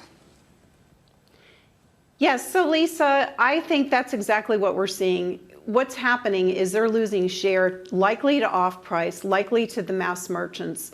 We saw great numbers coming out of Walmart. They also cited apparel was one of the better performing categories for them. Now, the other thing to consider is I'm sure they were negatively impacted by warm weather. That's something we're seeing across the board. But for most retailers that are executing, if there was a miss, it was a slight miss. We saw that, for example, with Burlington, with their numbers out today. Their comp sales rose just 1%. Analysts were expecting a rise of 2.2%. But the company said, look, cold weather garb, that makes up about 15% of our sales typically in the third quarter. So if you exclude that, comp sales were actually up 4% in the quarter. So not as weak as it sort of sounded given expectations. And then if you look at Abercrombie and Fitch, they were out with great numbers this morning. Their comp sales rose 16%. And the big news out of there was that Hollister was up 21%, and analysts were expecting that to be up in the low teens. Yeah. Now, they did miss a little bit on the Abercrombie side. Weather could have been an impact, and we'll learn that more when the conference call starts shortly with Abercrombie. But otherwise, they're really hitting, I think, on all marks. Hey, Mary, we've got to go. Some names to watch going into the opening bell. Appreciate your time. Mary Ross Gilbert of Bloomberg Intelligence there. Coming up tomorrow, John Stolfus of Oppenheimer, Vinu Krishna of Barclays, Sucharita Kadali of Forrester Research, Lindsay Piegza of Stifel from New York. Thank you for choosing Bloomberg TV. This was Bloomberg Surveillance.